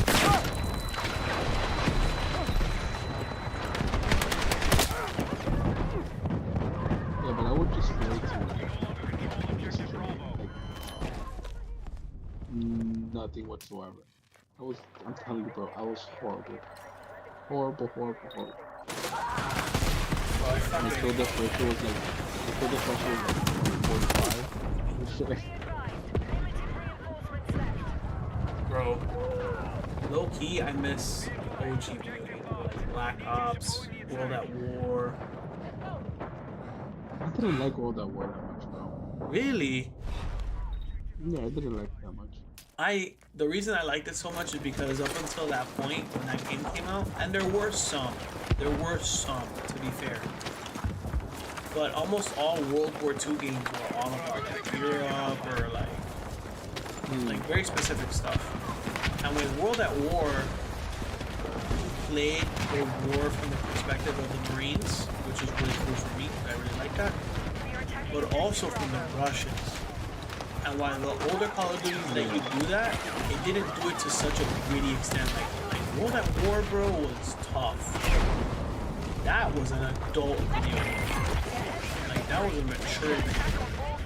And for the shit that you were doing, you were seeing like that one decision that you had in Berlin where like you either killed the Germans or you killed the Molotovs. Like it's stuff like that, and it's like that's like you got decisions you gotta make. These are big boy decisions. Oh, this is a war. That's how it is. And I like that they kind of continued and expanded that in Black Ops 1 and 2.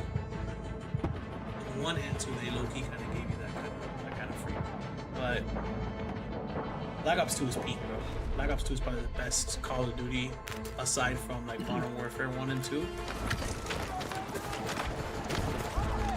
Yeah, That's I never great. got that deep into it. God The damn. majority of times I wouldn't even pass the story mode. I should have just get on live and stuff. I would chill and play. Very, very few times that I went through the entire story. Yeah.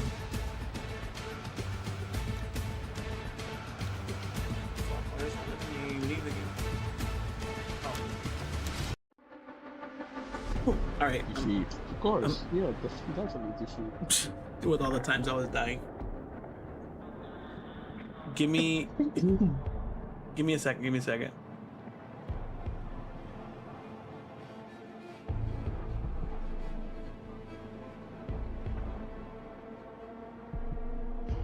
Ladies and gentlemen, thank you so much for joining the stream tonight. I hope you had a good time listening to me and my homeboy ramble on and reminisce about the good olden days.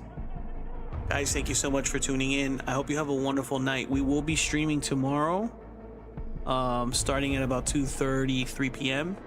And Saturday, we might not be streaming. I will update you guys accordingly by Friday. So by tomorrow, I'll let you guys know.